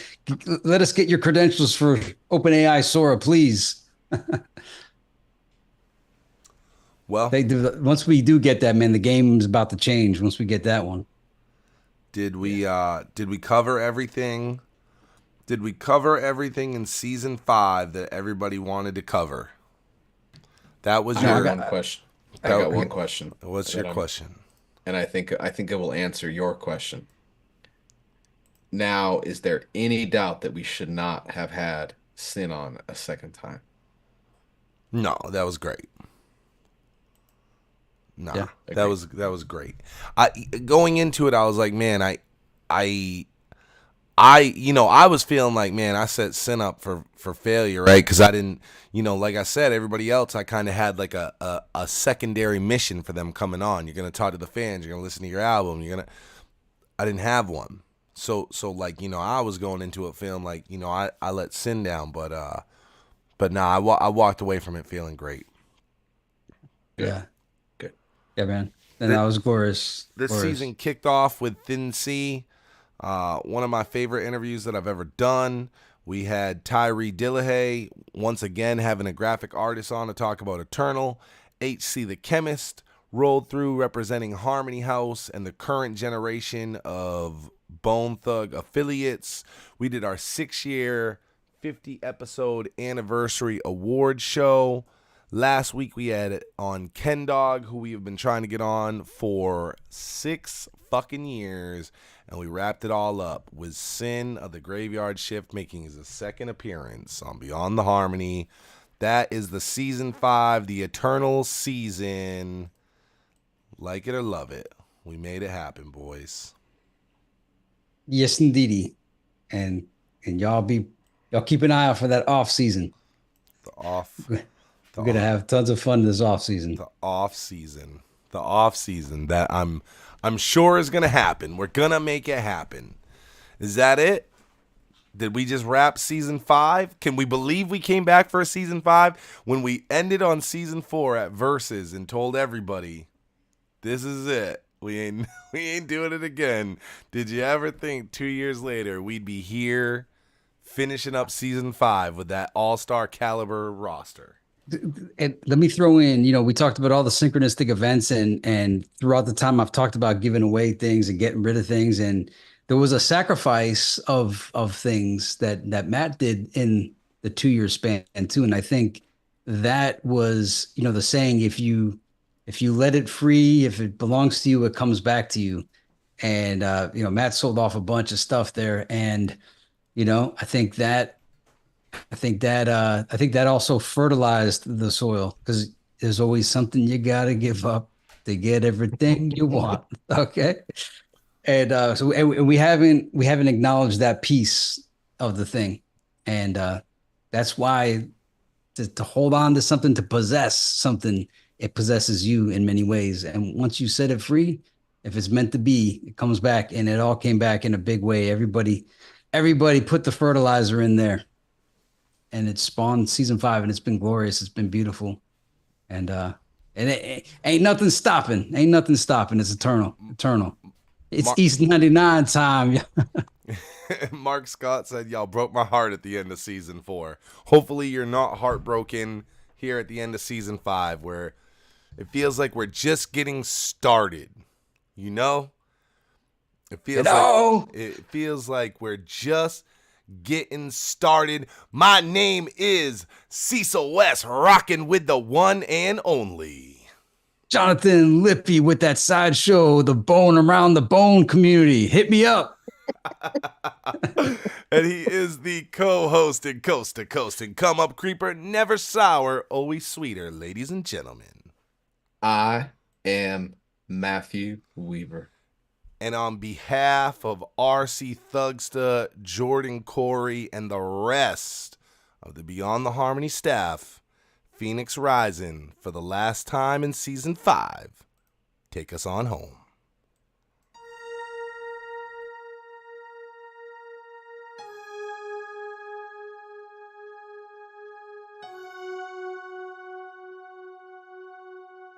Beyond the harmony for the fans we celebrate.